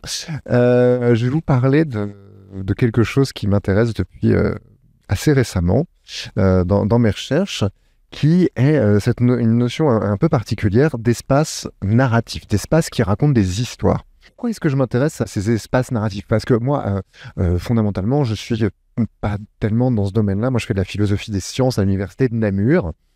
Merci beaucoup. Je m'intéresse à la cosmologie, donc à la science de l'univers. Je m'intéresse à l'histoire de l'espace et du temps. Mais à côté de ça, je m'intéresse à un autre type d'histoire et un autre type d'espace. Je m'intéresse beaucoup aux jeux vidéo et aux jeux en général. Et je m'intéresse aussi à la narration, donc au récit dans les jeux. Et dans un article qui a été publié cette année dans un ouvrage collectif qui s'appelle Donjons et Jardins, je proposais l'hypothèse selon laquelle, en fait, les jeux, et les jeux vidéo, mais pas seulement, racontent des histoires d'une manière un peu particulière. Comment est-ce qu'ils racontent des histoires ? Eh bien, par le level design, c'est-à-dire par l'agencement au sein d'un espace, d'un certain nombre d'obstacles, de défis qu'il va falloir surmonter. Et c'est ce qui fait que l'expérience de la joueuse est une expérience qui prend la forme d'un récit. Et aujourd'hui, ce que j'aimerais avec vous, c'est un peu approfondir cette hypothèse d'espace narratif, en se demandant, puisque Roméo nous donne cette occasion-là, et je lui en remercie énormément d'avoir justement ce genre d'espace où on peut poser ce genre de questions, est-ce que le fait de traverser un espace est un geste qui peut avoir une valeur narrative, c'est-à-dire qui peut être une expérience qui prend la forme d'un récit? Et en fait, cette question-là est équivalente aux deux autres qui est en dessous. Est-ce qu'on peut vraiment appliquer en fait, les outils conceptuels de la narratologie, cette science du récit, aux arts de l'espace, ce qui peut être particulièrement intéressant, notamment pour des gens qui travaillent en architecture, en design, en urbanisme, en muséologie, etc. Et de savoir donc comment est-ce qu'on conçoit de tels espaces qui racontent des histoires mais sans aucune parole. Et alors pour faire ça, ne vous inquiétez pas, c'est la dernière diapo avec du texte, autant de texte. Après, vous allez voir, c'est plein d'images. Je vous propose le plan suivant. D'abord, je vais essayer de vous montrer qu'il y a une longue tradition d'espace narratif qui remonte à loin et que on peut vraiment, ensuite, je vais essayer de vous montrer qu'on peut vraiment les traiter comme des espaces qui racontent des histoires au sens de la narratologie. Donc là, je vais faire vraiment de la métadisciplinarité comme l'a présenté Roméo, c'est-à-dire vraiment essayer d'utiliser les outils conceptuels d'une science pour les appliquer à un autre objet et voir où ça nous mène. Et enfin, je vous montrerai ce que le capitalisme, c'est-à-dire, ou plutôt pour être plus précis, la production industrielle, culturelle de masse, comment est-ce que cette industrie culturelle s'est saisie des espaces narratifs et qu'est-ce qu'elle en a fait dans les parcs à thème et les jeux vidéo. Je n'ai aucune prétention à faire une histoire exhaustive des espaces narratifs, c'est juste vous donner quelques exemples à certains moments pour susciter de nouvelles idées dans un cadre heuristique, comme tu le disais, Roméo. Alors, quand est-ce qu'apparaissent les espaces narratifs?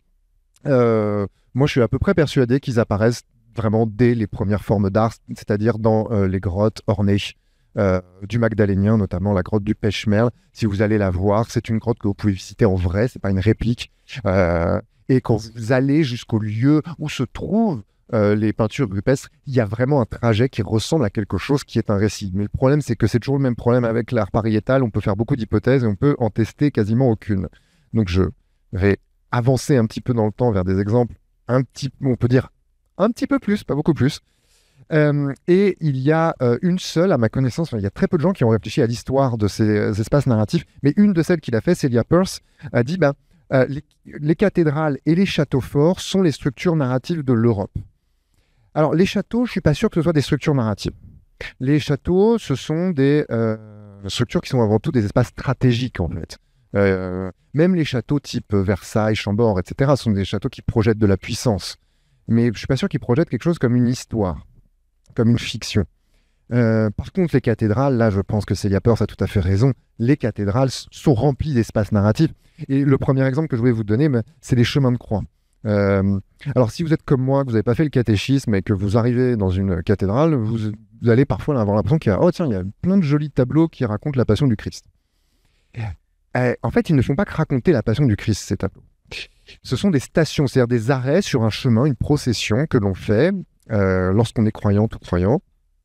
Et il y a une liturgie qui accompagne cette procession, c'est-à-dire que vous avez un dialogue avec le prêtre, certaines prières.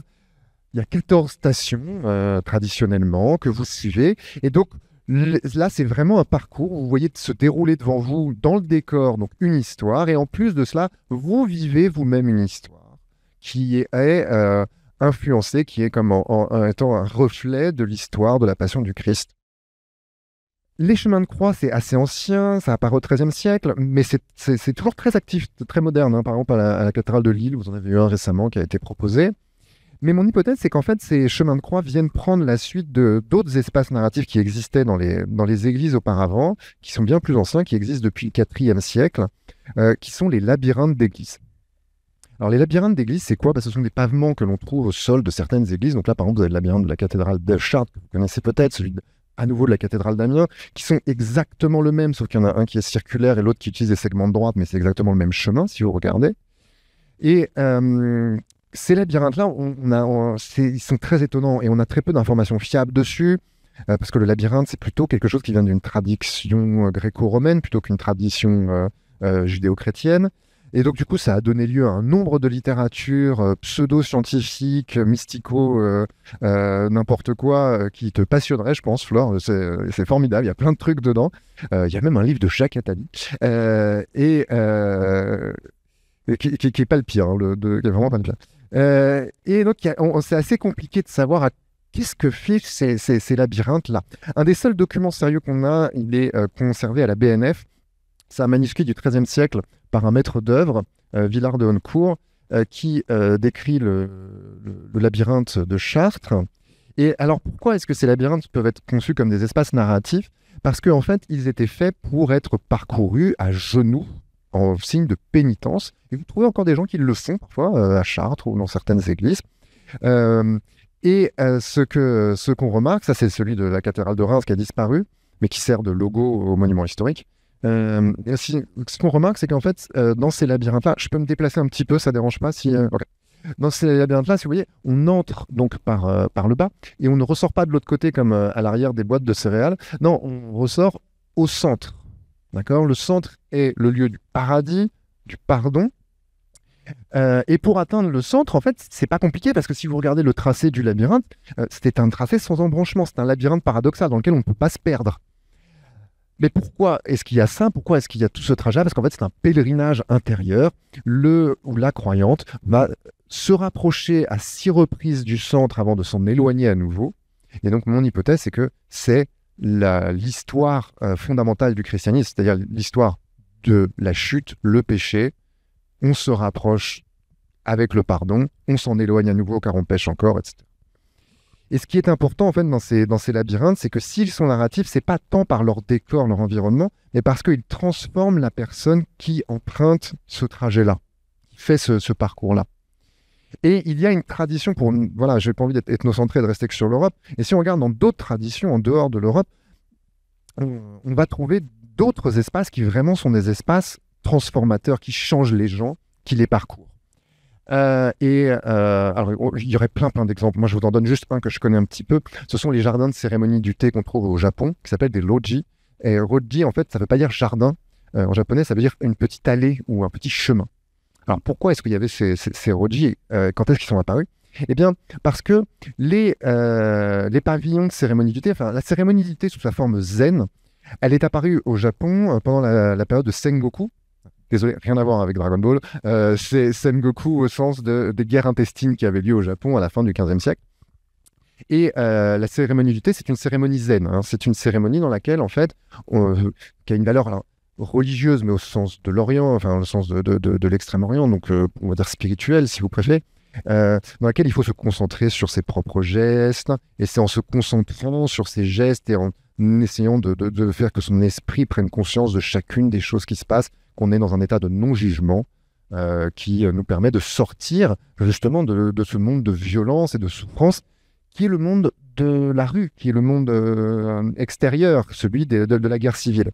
Et donc, pour passer de ce monde de la violence et de la souffrance au monde du zen, eh bien, les maîtres de cérémonie du thé inventent cet espace qui s'appelle le roji, le jardin de cérémonie du thé. Et cet espace, il est fait vraiment pour être traversé et pour donc que la personne qui la traverse arrive au pavillon dans un état qui est déjà l'état du zen qu'il va falloir avoir pour la cérémonie du thé. Et ce qui est très fort, c'est que ces maîtres de cérémonie inventent des techniques pour mettre les gens dans cet état. Et c'est quoi ces techniques? D'abord, c'est les tobi-ishi, ces petits pas japonais qui vont rythmer la marche, qui vont forcer à aller plus vite ou aller plus lentement. Ensuite, alors je pourrais en parler pendant des heures, déjà, je vais aller un peu plus rapidement. Ensuite, il y a une autre chose qui est très importante, c'est la nakagori. C'est une petite porte qui sépare les deux parties du jardin. Et cette petite porte-là, elle est volontairement petite et étroite et basse, parce que comme ça, vous êtes obligé de vous pencher, vous êtes obligé de prendre conscience de votre propre corps, vous êtes obligé de prendre conscience que vous passez dans un nouvel espace. Et d'après moi, c'est à travers ces différents éléments du décor, mais qui ont une influence directe sur le corps et donc l'état émotionnel de la personne qui traverse le jardin, que se fait une narration, se fait l'histoire de cette personne qui va vers l'illumination au sens bouddhiste du terme, c'est-à-dire vers le zen. Je passe rapidement parce que je ne voudrais pas perdre... je ne vais pas prendre trop de temps. Juste, je vous montre que ces jardins-là, je vous avais fait un petit schéma. Ça, c'est moi qui l'ai fait. C'est un schéma ultra simplifié. Quand vous regardez des vrais schémas, des vrais plans de jardins de cérémonie du thé, c'est beaucoup plus grand, beaucoup plus labyrinthique. Et en plus de ça, ces jardins ont donné naissance à d'autres jardins qu'on appelle les jardins promenades qui, eux, sont encore plus... qui offrent encore plus d'occasions de se perdre et de passer dans différents espaces qui racontent différentes choses. Alors, vous pouvez vous dire, mais là, c'est bien rigolo ce qu'il nous raconte. Pourquoi est-ce que j'entends parler d'église, de chemin de croix, de labyrinthe et de jardin du thé? Est-ce que ça, vraiment, ça a un rapport avec le fait de raconter des histoires? Et là, je vais essayer de vous convaincre que oui, ça a vraiment un rapport avec ce qu'on appelle la structure du récit. Normalement, la structure d'un récit, je pense que vous avez tous une idée de ce que c'est, parce que c'est au programme de collège, normalement. Donc, vous l'avez tous vu au moins une fois. Hein. La structure du récit, c'est une situation initiale qui est perturbée, qui mène à des péripéties, et puis à une résolution, et enfin à une situation finale. C'est tellement évident qu'en fait, on ne se rend compte de l'existence de cette structure du récit que quand on est face à quelque chose qui n'a pas cette structure-là. Par exemple, un film de David Lynch, ou un enfant qui vous raconte sa journée. Et puis, d'un seul coup, il commence direct par le milieu, il y a une grenouille, on ne sait pas. Mais sinon, cette structure du récit, elle est très très générale. Le truc, c'est que cette structure du récit, comme vous le voyez, elle est orientée dans le temps. C'est quelque chose de temporel. Et qu'un espace, c'est pas temporel. Et c'est bien le problème. Un espace, c'est quelque chose qui est isotrope, qui est homogène dans chacune de ses parties. Ce qui veut dire qu'il n'est pas orienté dans une direction. Donc, pour que qu'un espace puisse raconter une histoire, il faut une première chose, c'est qu'il faut qu'il y ait ce geste de déplacement. C'est ça qui va orienter, qui va donner à l'espace une anisotropie, c'est-à-dire une certaine asymétrie, une orientation. Mais ce geste de se déplacer d'un point A à un point B n'est pas suffisant pour qu'il y ait une histoire. La plupart du temps, quand on se va d'un point A à un point B, on n'a même pas l'idée de raconter ça comme une histoire. Je pense qu'il y a une autre chose dont on a besoin, c'est que l'environnement, le décor change. Alors, s'il change de manière continue, comme par exemple si vous êtes dans un train et vous quittez la ville pour rentrer dans la campagne, là, c'est déjà pas mal. Parce que là, vous avez déjà un état initial qui est différent de l'état final, avec une progression. Mais ce n'est pas encore suffisant pour avoir, vous voyez, ce schéma narratif en 5 étapes. Donc, vous avez besoin d'autre chose. Vous avez besoin de traverser des espaces qui ont des saveurs différentes, qui ont vraiment des saveurs, j'ai pas d'autres termes là, qui me viennent, mais qui ont des valeurs peut-être différentes, qui vont être vraiment différentes. D'abord, je suis dans la ville, puis je suis dans la campagne, puis je suis dans la montagne, puis après, je passe par un autre endroit, etc. Mais c'est toujours pas suffisant pour que ça soit un récit. Pour que ce soit un récit, il faut que, en plus de cela, la personne qui fait ce déplacement et qui passe à travers ces espaces qui ont des valeurs différentes, les ressente et aborde ces espaces, conscientise ces espaces comme étant différentes péripéties qui s'enchaînent les unes aux autres. Pour vous donner un exemple, récemment, moi je suis allé à Milan en train, et c'est absolument magnifique, vous passez par la montagne, etc. Enfin, c'est une vraie histoire, quoi, d'aller jusqu'à Milan, puis vous descendez, c'est Hannibal, c'est Bonaparte, c'est incroyable. Mais bon, je suis en train de travailler sur ma présentation, je ne l'ai pas vu, quoi. J'ai pas conscientisé ça comme une histoire. Par contre, quand je l'ai fait le retour, là, je me suis dit, ah oui, c'est formidable, c'est quelque chose comme un vrai récit. Je suis désolé, c'est probablement le plus moche schéma que j'ai jamais fait de ma vie. Il est hideux. Je me suis dit, tiens, une école d'art, c'est le bon moment pour faire ça. Désolé. Voilà, donc ce qui est très important pour qu'il y ait un récit, c'est qu'il y ait quelque chose qui se passe à l'intérieur de l'état émotionnel de celles et ceux qui traversent un espace. Et ça, c'est quelque chose qu'en fait la narratologie peut très bien expliquer, et même qui est très important dans la narratologie moderne, notamment dans les travaux de Raphaël Baroni, la tension narrative, qui indique qu'en fait, que pour qu'il y ait une histoire, il ne faut pas simplement qu'il y ait un certain nombre d'étapes qui s'enchaînent, d'événements qui s'enchaînent mécaniquement. Il faut qu'il y ait une tension, ce qu'il appelle la tension narrative. Et lui, comme il étudie les romans, pour lui, la tension narrative, ça correspond à 3 choses. D'abord, la curiosité, tiens, j'ai envie de tourner les pages, c'est un page turner, j'ai envie de voir ce qui se passe derrière. Puis le suspense, j'ai peur pour tel ou tel personnage, il va se passer quelque chose. Puis la surprise, oh mon Dieu, formidable, en fait c'était son frère. Et ça, c'est ce qu'il appelle la fonction thymique. Alors le thymique, c'est juste un gros mot pour dire une fonction de régulation des émotions. Et pour qu'il y ait vraiment narration, nous dit Raphaël Baroni, et je trouve que ça qui est très intéressant, c'est que il ne faut pas seulement qu'il y ait une succession d'événements, il faut que cette succession d'événements, elle permette cette fonction thymique. Et je pense que c'est la même chose avec les espaces. Pour qu'il y ait un espace qui soit narratif, en fait, il faut qu'il impacte l'état émotionnel de celui ou celle qui le traverse. Et ça, c'est quelque chose qu'une autre narratologue voit très bien, qui s'appelle Marie-Laure Ryan, lorsqu'elle dit, qui a travaillé aussi sur le jeu vidéo, d'ailleurs, c'est intéressant, lorsqu'elle dit concevoir l'espace ou certains lieux dans l'espace sur le mode émotionnel, ce n'est pas entretenir une relation utilitaire à l'espace, ce n'est pas vouloir le traverser pour atteindre un but, c'est au contraire valoriser ce que l'espace suggère à l'imagination. Donc en fait, il n'y a pas, si je reviens sur ce que je disais tout à l'heure, c'était peut-être un peu trompeur, il n'y a pas des espaces qui racontent des histoires, il y a une certaine manière de se relier à l'espace, qui est justement se rapporter à l'espace sur le mode émotionnel, qui permet l'apparition de récits. Est-ce que ça va, je suis clair? Ne c'était pas un moteur. Ok. Et forcément, il y a certains espaces qui favorisent ça, qui favorisent plutôt un rapport émotionnel, et d'autres qui favorisent plutôt un rapport utilitaire ou stratégique. Maintenant, ce que j'aimerais vous montrer, c'est que s'il y a des gens qui ont très bien compris ça, c'est les gens qui sont dans l'industrie du divertissement. Et quand il s'agit de faire du divertissement de masse, pour des millions de personnes, ces industries du divertissement ont réutilisé un certain nombre de ces techniques de narration par l'espace qu'on trouvait dans l'architecture, dans les jardins, etc.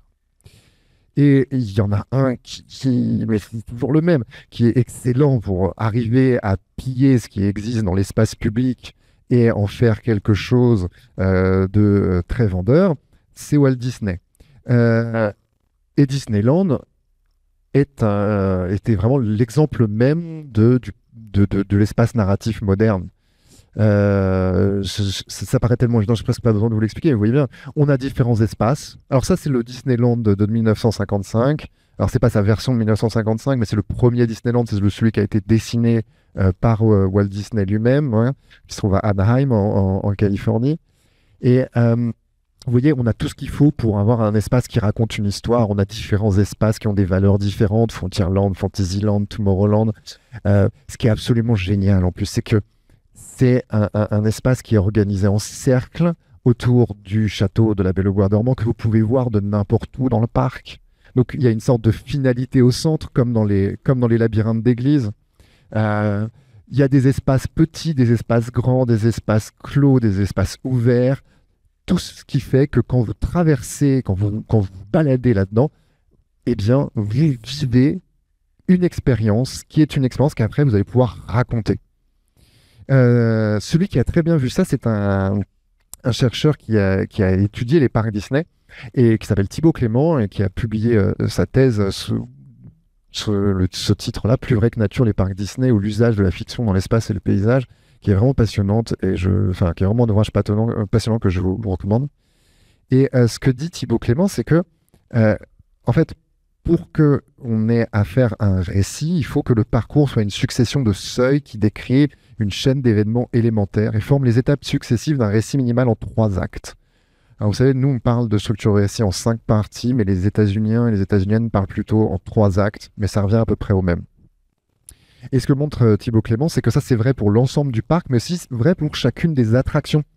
Donc par exemple, si l'attraction de Pirates des Caraïbes qui a donné naissance au film a été pensée comme une structure en 3 actes, avec un début, un milieu, avec une traversée et une fin.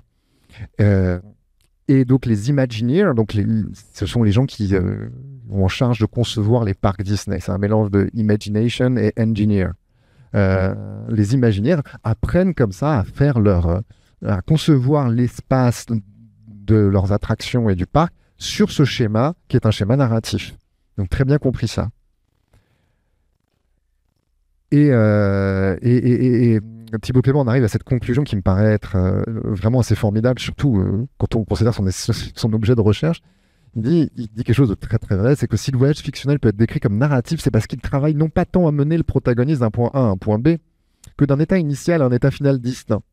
Narratif, le parcours met en scène des transformations, si bien qu'en même temps qu'ils exercent l'un sur l'autre des actions réciproques, le visiteur et lieu de la visite voient leur état respectif changer entre le début et la fin du voyage.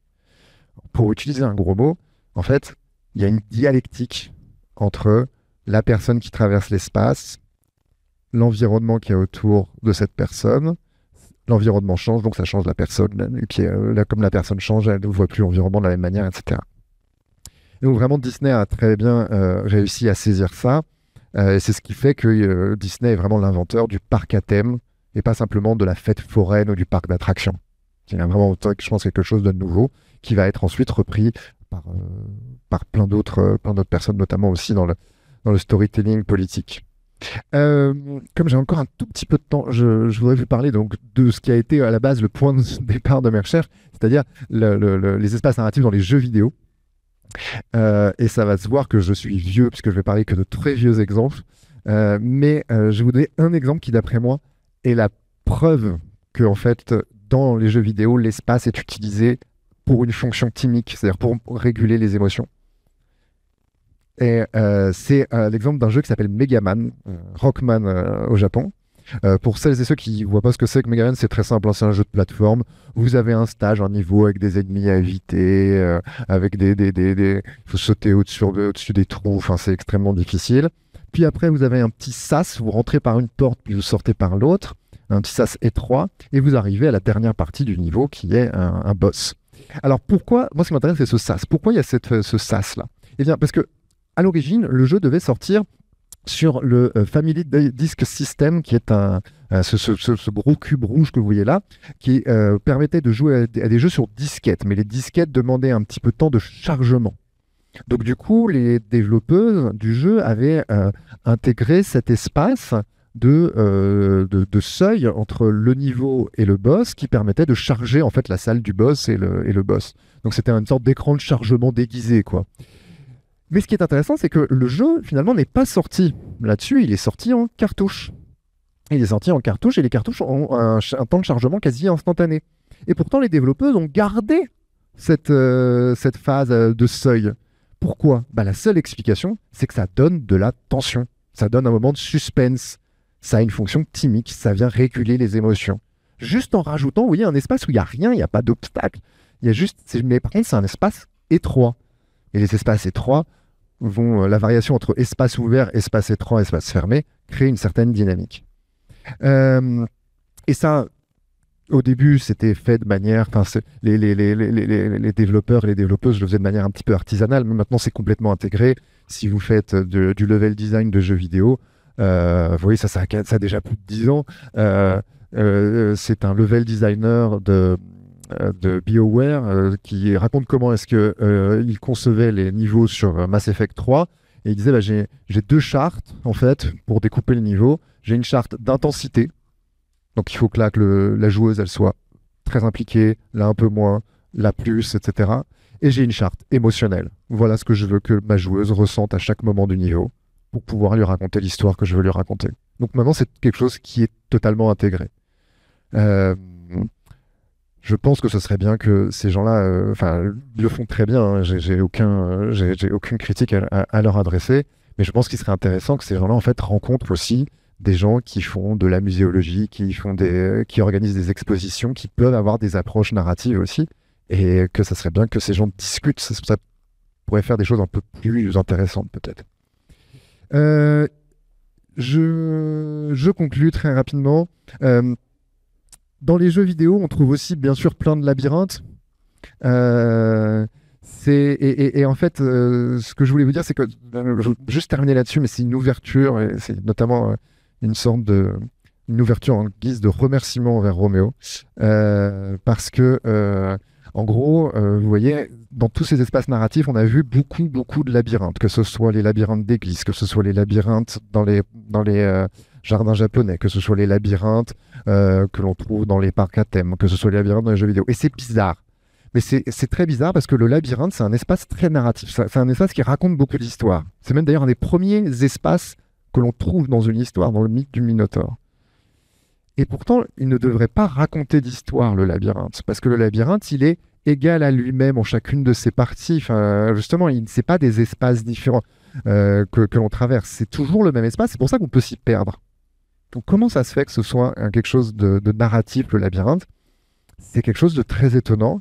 Et comme en fait, on avait parlé des labyrinthes depuis un moment, voilà, je me disais que ça pourrait être une des manières d'aborder la chose. Donc voilà, c'est un cadeau théorique que je te fais.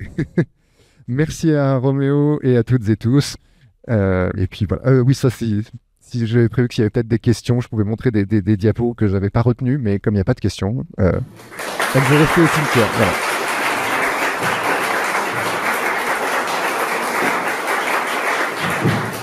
Eh ben, bonsoir à toutes et à tous. Moi, je vais vous parler effectivement d'un personnage sur lequel je réfléchis depuis plusieurs années et sur lequel je prépare un travail de recherche, quoi. Donc c'est une recherche aussi ouverte et qui n'est pas forcément aboutie. Mais c'est intéressant de la faire en compagnie de Fleur et de Gauvin et de Roméo, parce que finalement, ce personnage, je trouve qu'il a des résonances, évidemment, avec ce qui a été dit précédemment. Donc, ce personnage, comme vous le lisez ici, c'est Jean-Eugène Robert Houdin. Alors, peut-être que tout le monde ne sait pas qui est Jean-Eugène Robert Houdin, donc je vais préciser un peu rapidement qui il est et quel est son contexte de travail et de production. Mais avant ça, peut-être pour contextualiser justement avec la question du geste, moi, il y a une question contemporaine qui m'intéresse en particulier, c'est la question de l'objet. C'est-à-dire que voilà, on sait tous qu'on est à 1,5 degré. On dit que ce sera confirmé dans 6 ans, mais parce qu'il faut 6 ans de confirmation pour dire qu'on y est. Donc, en fait, voilà. On sait tous que, voilà, on produit trop d'objets. Hein. On produit tellement trop d'objets qu'il y a même un objet qui est sorti du système solaire. Donc, bon, c'est quand même, voilà, jusqu'où ira-t-on et souvent, en fait, moi, ce que j'ai observé dans justement, les personnes qui réfléchissent à ces enjeux, alors qu'ils soient designers, artistes, philosophes, anthropologues, voilà, on en connaît tous, hein, souvent, où on évacue la question de l'objet, c'est-à-dire, en fait, il faut arrêter de produire des objets, comme si à 8 milliards d'êtres humains, on pouvait se passer de l'industrie et de la création d'objets. Comme si en fait l'être humain n'avait pas besoin de continuer de produire des objets, même si ce n'est pas les mêmes objets évidemment qu'il faudrait peut-être produire, ou alors on bascule du côté des animaux. Finalement il y a où on fait disparaître les objets, ou alors on s'occupe des non-humains, mais ces non-humains ils sont forcément d'autres espèces vivantes. Alors des fois on met un peu les rivières et les montagnes, c'est vrai. Mais on parle jamais du Tupperware, de la chaise, du pupitre, des objets techniques en fait qui nous entourent. Alors que fondamentalement, moi par exemple, je sais pas ce que c'est la nature. Et je sais pas si vous savez ce que c'est la nature, mais sur Terre, en tout cas, il n'y a pas un endroit vierge d'une trace de présence humaine, hein, que ce soit des microplastiques, du carbone, voilà. Donc un environnement naturel vierge de présence humaine, moi je sais pas ce que c'est. Du coup, une de mes questions par rapport à ces enjeux, c'est qu'est-ce qu'on fait en fait des objets et pourquoi en fait les objets sont devenus problématiques. Et à mon sens, c'est Jean-Eugène Robert-Houdin, mais parmi bien d'autres, propose peut-être justement une façon de voir les objets un peu différemment, qui pourrait peut-être ouvrir d'autres perspectives de conception, de création, de fabrication et d'appropriation. Voilà, c'est ce que je vais grosso modo essayer de vous raconter dans les 22 minutes qui restent. Et donc Jean-Eugène Robert-Houdin, peut-être pour le situer d'abord par ricochet, souvent on ne connaît pas Robert Houdin, mais on connaît Houdini. Hein, ici vous avez donc une photo d'Houdini, roi de l'évasion, qui donc s'enchaînait, se plongeait comme ça dans les fleuves américains, ou se faisait enfermer dans des cellules tout nu pour être sûr qu'il n'avait pas de clé sur lui, voilà, il arrivait à s'échapper. Et en fait, ce personnage Houdini s'appelle Houdini en hommage, justement, à Jean-Eugène Robert-Houdin, comme un des pères fondateurs, on pourrait dire, de la magie moderne ou de l'illusionnisme, de la prestidigitation. Et déjà, par rapport au thème de ce soir, du geste, il y a chez Houdini, comme forme d'hommage aussi à Houdin, l'idée que, en fait, se libérer de ces chaînes, c'est déjà, en fait, un geste particulier qui raconte une histoire, pour le coup, et qui raconte peut-être aussi un rapport aux objets techniques, les cadenas, les serrures, voilà. Je ne l'ai pas dit, mais Houdin, il est horloger de formation. C'est un artisan d'abord, avant d'être un scientifique, un inventeur, un magicien. Il est aussi, Jean-Eugène Robert-Houdin, le contemporain de Thomas Edison. Et ce qui m'intéresse, moi, dans la cohabitation, si je puis dire, de Thomas Edison et de Jean-Eugène Robert-Houdin, c'est que Thomas Edison, lui, il va découvrir beaucoup de choses, voler beaucoup de brevets et fonder General Electric. C'est pas exactement l'équivalent d'EDF, mais voilà, c'est dans le même ordre d'idée. Et en fait, Jean-Eugène Robert-Houdin, lui, il va déposer aussi tout un tas de brevets. Alors, il y a tout un débat sur est-ce qu'il a inventé ou pas l'ampoule à filament, parce qu'il y a des textes qui disent que, voilà, au baptême de sa fille, qui en fait porte le nom de sa femme, enfin, bref, tout ça est un peu nébuleux, donc a priori, il n'a pas inventé l'ampoule à filament, mais il aurait peut-être fait des ampoules à arc, enfin, peu importe. En tout cas, il a inventé tout un tas de dispositifs électriques. Il a déposé des brevets, il a eu des prix de la Société d'encouragement pour l'industrie nationale, voilà. Et puis, il a inventé tout un tas d'automates assez fabuleux, dont ma fille de 5 ans rêve, qui est un automate pâtissier. On lui passe commande et puis il vous délivre plutôt des pains au chocolat, des croissants et toutes sortes de pâtisseries merveilleuses. Et donc, Houdin, avec toutes ses inventions, il va pas faire EDF, il va créer le premier théâtre des illusions sur les grands boulevards à Paris, dans lesquels il va justement, Fleur en parlait tout à l'heure, faire des spectacles de lévitation, d'escamotage, des tours de passe-passe, enfin, tout un tas de choses qui renvoient justement à l'illusion et au merveilleux. Et puis, il y a un autre personnage qui est lié à à Jean-Eugène Robert Houdin. Je ne sais pas si vous reconnaissez ce monsieur qui est Georges Méliès. Donc ici, vous avez la vidéo d'un des premiers films de Méliès qui s'appelle Escamotage d'une femme chez Robert Houdin. Très justement parce que Georges Méliès, en fait, va récupérer le théâtre de Robert Houdin une fois Robert Houdin mort et après qu'il soit passé un peu de main en main avec d'autres illusionnistes. Et les premiers films de Méliès, en fait, vont être réalisés dans le théâtre avec les trucs de Jean-Eugène Robert Houdin. Et donc, si Houdin ne s'est pas intéressé au cinéma, à proprement parler, en tout cas, Méliès a en quelque sorte perpétué une certaine tradition d'Houdin et du rapport à la technique au travers du cinéma. Alors, donc ça, c'est un peu pour le contextualiser et lui donner un peu de vie. Et maintenant, je vais essayer de le contextualiser non pas dans son époque, mais plutôt dans la nôtre. Et donc donner quelques éléments avec lesquels moi je vais lire en fait le travail d'Houdin et donc faire de l'anachronisme, tordre les choses, enfin voilà, toutes choses qu'on peut pas toujours se permettre, mais qui sont quand même vachement plus rigolos que de dire toujours tel que les choses étaient.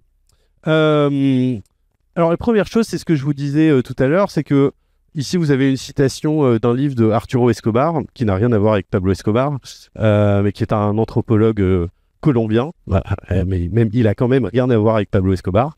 Donc il a écrit un livre qui s'appelle Sentir, penser avec la terre. Alors en espagnol c'est plus joli, hein, c'est sentir pensar, c'est moins niaiseux, quoi, comme diraient les Québécois. Dans lequel en fait il propose l'idée que l'état du monde dans lequel nous nous trouvons, c'est pas le produit de l'industrie, des objets, etc. C'est le produit d'un défaut de conception. C'est-à-dire que c'est parce qu'on a mal conçu nos représentations du monde qu'on utilise les choses qui nous entourent de cette manière-là, et que donc si on veut modifier le rapport qu'on entretient aux êtres vivants, aux objets, aux choses, aux matériaux, etc., il faut d'abord en fait repenser nos représentations. Alors, le travail d'Escobar, il ne fait pas exactement suite au travail d'Adorno et Horkheimer, hein, parce qu'il y a quand même beaucoup de temps entre eux, et puis il n'y a pas forcément de filiation théorique, mais dans cette petite citation de ces deux philosophes, donc l'animisme avait donné une âme à la chose, l'industrialisme transforme l'âme de l'homme en chose, il y a l'idée derrière que justement l'industrie, son problème, c'est pas d'être un appareil de production, c'est d'être devenu une métaphysique.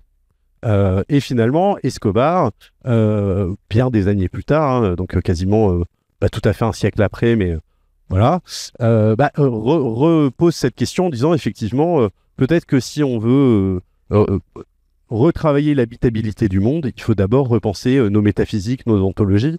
Et j'en viens à Philippe Descola, je ne sais pas si tout le monde connaît Philippe Descola, mais voilà, c'est un peu comme Baptiste Morisot, quoi. Il y en a un, c'est le Corto Maltese, l'autre, c'est la rockstar, de la philosophie contemporaine, en France en tout cas. Et ce que nous dit Descola, c'est qu'il n'y a pas une seule façon de se représenter le monde, il n'y a pas qu'une seule ontologie, qu'une seule métaphysique, mais pour lui, il y en aurait 4, donc l'animisme, le totémisme, l'analogisme et le naturalisme.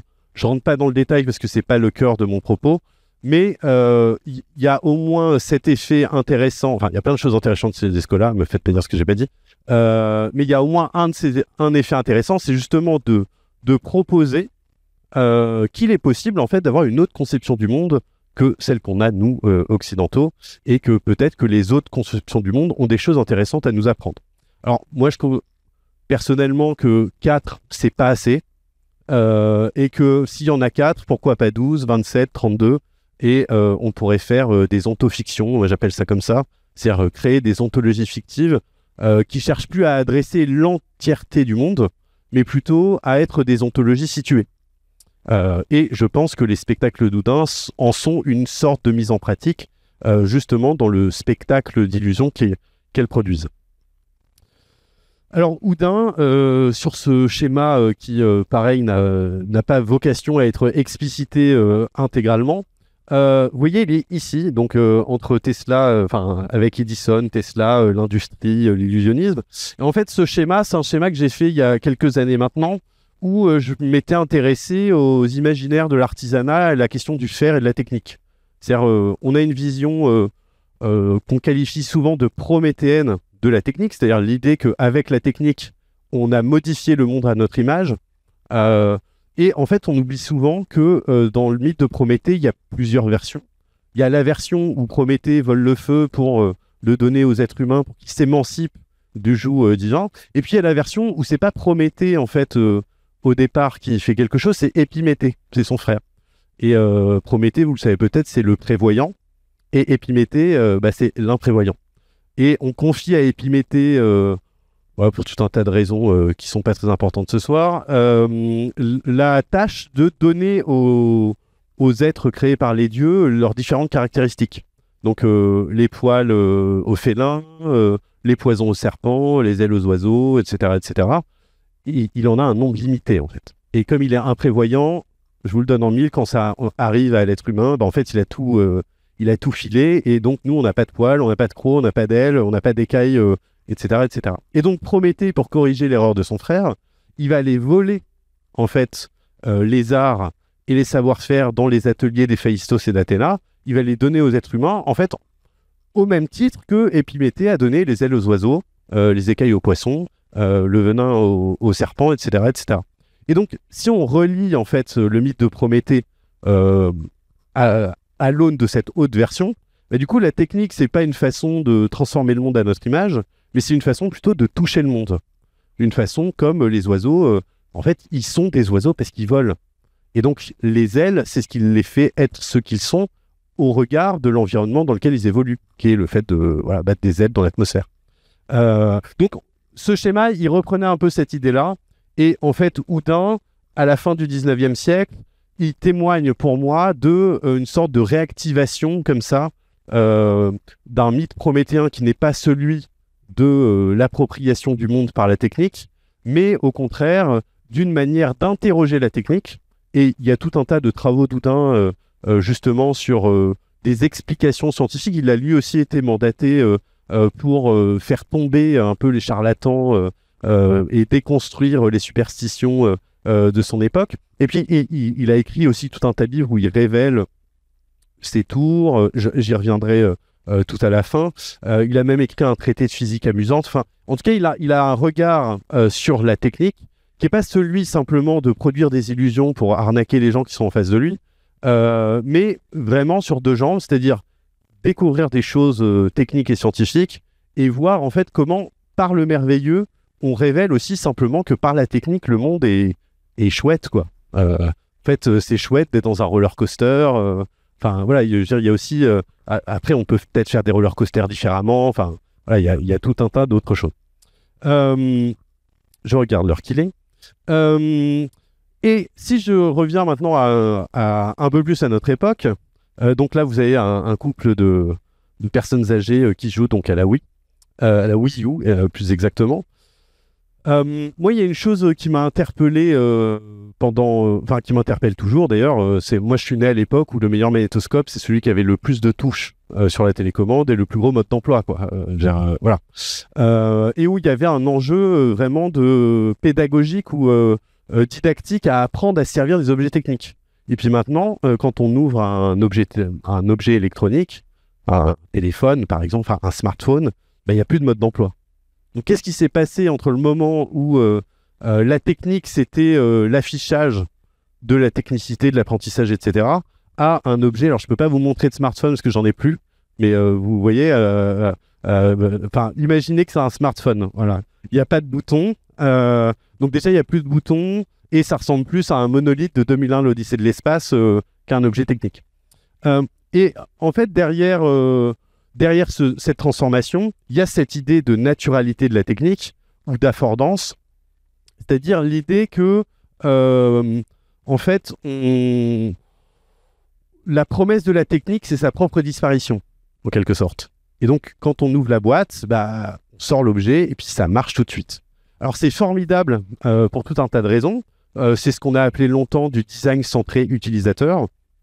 Et ça donne la capacité à tout le monde d'aller sur Google Maps pour aller d'un point A à un point B, de mobiliser en fait tout un tas de connaissances, pas de connaissances, mais de hardware et de software pour faire des choses. Donc il y a une sorte d'empowerment, on pourrait dire. Mais le prix à payer de ça, c'est que en fait, effectivement, on n'a pas besoin de connaître la théorie de la relativité, savoir comment on fait des satellites, comment on synchronise des satellites avec des trucs sur Terre pour utiliser Google Maps. Et c'est peut-être avantageux par bien des aspects. Mais en même temps, alors moi qui me déplace qu'en vélo, en même temps, quand je suis sur les pistes cyclables à Paris, en fait, les vélos des gens, ils grossent, ils couinent. En fait, ils en ont rien à faire. Ils mettent même pas un peu de WD-40, même s'il faut pas mettre du WD-40 sur son vélo, mais à la rigueur, bon, voilà. Et en fait, ça témoigne justement du fait que l'objet technique, c'est devenu un moyen de faire et pas tellement un apprentissage. Il y a quelque chose, en fait, d'une culture matérielle qui a été perdue pour tout un tas de raisons qui serait trop long d'expliquer ce soir. Et donc, si d'un côté, avec le design centré utilisateur, on s'empowerise, n'est-ce pas de l'autre côté, on est aussi un peu aliéné par les objets techniques dont on ne comprend plus le fonctionnement. Et l'intelligence artificielle en est un exemple le plus immédiat, mais on pourrait en prendre bien d'autres, et sans aller d'ailleurs nécessairement dans le numérique. Et à côté de cette naturalité de la technique-là, il y a d'autres naturalités de la technique, peut-être. Ici, vous avez un extrait d'un livre de Yu Kui qui s'appelle La question de la technique en Chine, où il développe la notion de cosmotechnique. Et il prend l'exemple donc de la navigation polynésienne, avec l'idée que la navigation polynésienne, c'est une technique qui est en fait ancrée dans un environnement. C'est donc une cosmotechnique. Elle fait le dialogue entre le cosmos et la façon qu'on a de se déplacer dedans. Donc, en fait, on pourrait très bien aussi avoir un rapport affordant à la technique qui soit pas celui de j'appuie sur un bouton pour aller d'un point A à un point B, mais peut-être avoir un rapport à la technique qui soit un vrai rapport à l'environnement. Et quand je dis l'environnement, sans aucune connotation écologique derrière, ça peut être aussi bien Paris, New York, Venise, Tombouctou ou la Pampa argentine, peu importe. Mais l'idée que un geste technique, en fait, il est aussi le révélateur d'une présence dans le monde. Et alors, toujours mon copain Arturo Escobar, lui, il suggère que, justement, une des premières choses à faire dans cette idée de repenser nos cadres de représentation, c'est de détacher le design de sa base anthropocentrique et rationaliste. Tout à l'heure, je vous disais design centré utilisateur. Il y a eu aussi à un moment toute une vague de design centré humain. Alors, très bien, a priori, les chaises sont faites pour que des êtres humains s'assoient dessus, bien sûr. Mais ce que suggère Escobar et ce que suggèrent des designers aussi qui s'interrogent sur ces questions, c'est que justement, peut-être qu'on peut continuer de faire des chaises pour que les êtres humains s'assoient dessus. A priori, ça reste quand même essentiel à cet objet. Mais peut-être qu'on peut faire rentrer dans les questions de conception, de fabrication et de création, en fait, d'autres entités. Et donc, qu'est-ce qui se passe, en fait, si on fait une chaise en bois et que le bois est une personne comme les autres? Enfin, l'arbre est une personne comme les autres. Qu'est-ce que ça change, en fait, dans la relation qu'on entretient à cette ressource? Il y a des initiatives, par exemple, comme le Parlement de la Loire, aujourd'hui en France, qui s'interrogent sur qu'est-ce que ça fait de donner à la Loire une personnalité morale et juridique. Du coup, quel type de contrat on passe avec elle? Qu'est-ce qui se passe quand EDF ne respecte pas le contrat et rejette des eaux trop chaudes par rapport à ce qui est prévu? Du coup, qui représente la Loire? C'est quoi le tribunal qui est... est-ce qu'elle a un avocat? Enfin, des questions en fait très concrètes et très entendables. Et en fait, on pourrait décliner ce mode-là de réflexion de design juridique, on pourrait dire, à d'autres choses, c'est-à-dire design d'objets. Et alors, Houdin, pour moi, il a un truc un peu de commun avec les chamans, mais avec ce post-it que je mets tout de suite, c'est-à-dire que c'est pareil, tout à l'heure je vous disais, on enlève les objets et on parle des animaux. L'autre truc, c'est on va tous être chamans. D'ailleurs, au Brésil, il y a un mouvement qui s'appelle le techno-chamanisme, mais en même temps, ils ont vraiment des chamans au Brésil. Voilà. En Europe, il y a eu moins de chamans, même s'il y a des thèses selon lesquelles la philosophie grecque aurait pu naître influencée par des pratiques extatiques. Bon, peu importe, mais en tout cas, on a moins de chamans, quoi. Et donc, l'enjeu, c'est peut-être pas tant qu'on devienne tous des chamans, mais par contre, on peut se demander c'est quoi l'équivalent du chaman chez nous. Dans notre culture, j'entends, dans notre histoire. Et avec cette idée, justement, que défend David Abraham, que le chaman, en fait, c'est une sorte d'intermédiaire entre le monde humain et plus qu'humain. Et donc, le plus qu'humain, c'est à la fois les animaux, les arbres, les forêts, les rivières, mais aussi possiblement les machines. Enfin, et l'IA questionne évidemment cette chose-là. Autre chose que nous dit David Abraham, c'est que on a l'impression peut-être d'être assez éloigné de l'animisme, mais il relève par exemple qu'on a une pratique animiste, en tout cas qu'il voit comme animiste, qu'on partage tous, c'est la lecture.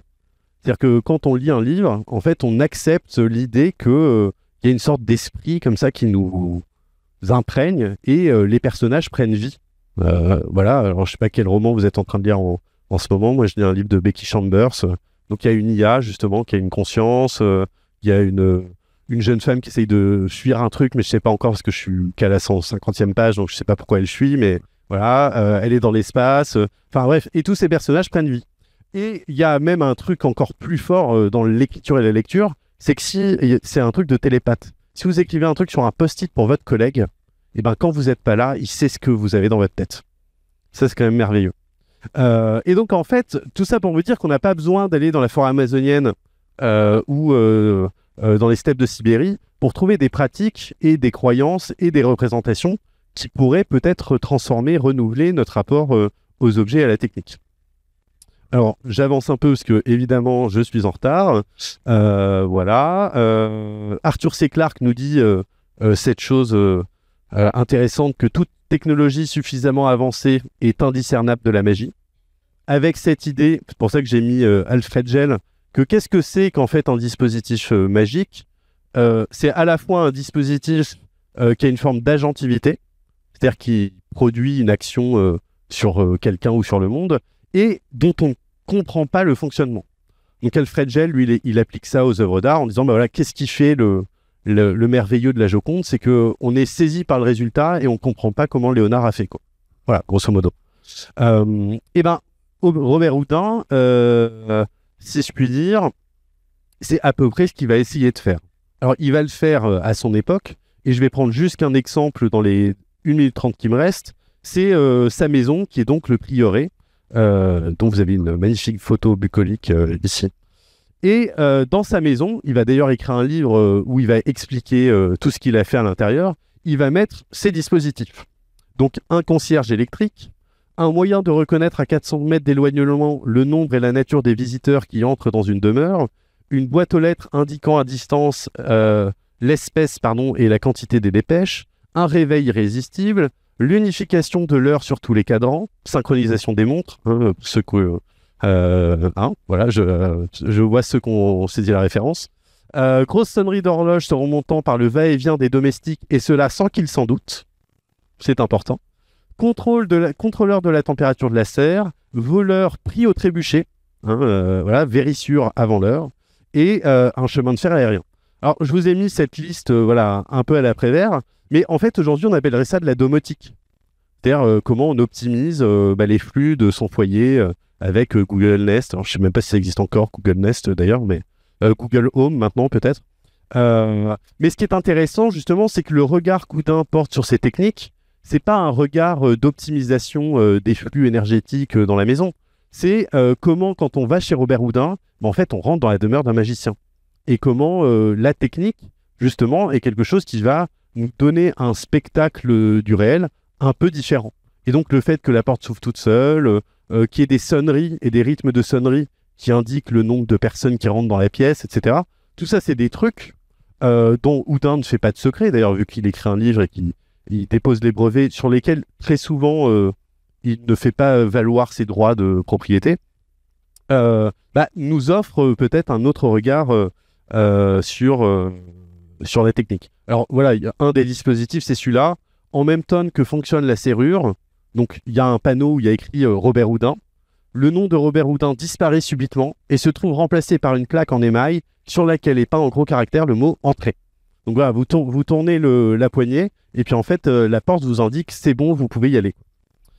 Alors, juste pour finir juste cette notion que j'ai rajoutée à la suite de l'intervention de Gauvin et Fleur et Roméo, qui est celle de Fictionaries.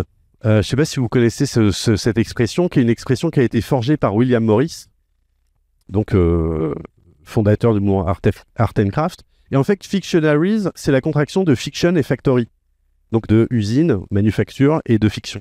Avec l'idée qu'avait William Morris, justement, à la différence de John Ruskin, qui était son professeur, que le problème de l'industrie, c'est pas l'uniformisation du monde et de détruire le beau, mais c'est en fait de devenir un outil, justement, du beau, de la fiction et du récit. Et ce que j'essayais de vous transmettre ce soir et sur lequel je travaille aujourd'hui, et sur lequel je pense que les interventions précédentes apportent aussi de l'eau à ce moulin, c'est l'idée justement qu'on peut avoir un autre regard sur le geste technique industriel qui soit justement peut-être plus beau. Enfin, je sais pas, j'aime pas trop dire plus beau, c'est nul, mais vous voyez ce que je veux dire. Enfin, en tout cas, ajouter, on parle beaucoup des imaginaires, des récits, voilà, mais je pense que c'est pas forcément que ça l'enjeu, c'est vraiment s'émerveiller devant un Tupperware. Je veux dire, quand on réfléchit 2 secondes, un Tupperware, il a quand même fallu des tonnes et des tonnes de dinosaures qui ont sédimenté pendant des millions d'années pour faire du pétrole, pour qu'ensuite il y ait une espèce mammifère qui est sortie quand même de la grande extinction, on ne sait pas très bien comment, développe tout un tas de savoir-faire, invente des dérivés du pétrole, fasse du moulage plastique et ensuite fasse un Tupperware. Donc en fait c'est un objet merveilleux. Après la question effectivement c'est d'avoir une attention particulière à cet objet. Mais le rendre merveilleux, c'est une façon peut-être de lui redonner aussi de la valeur et de l'importance. Voilà, merci.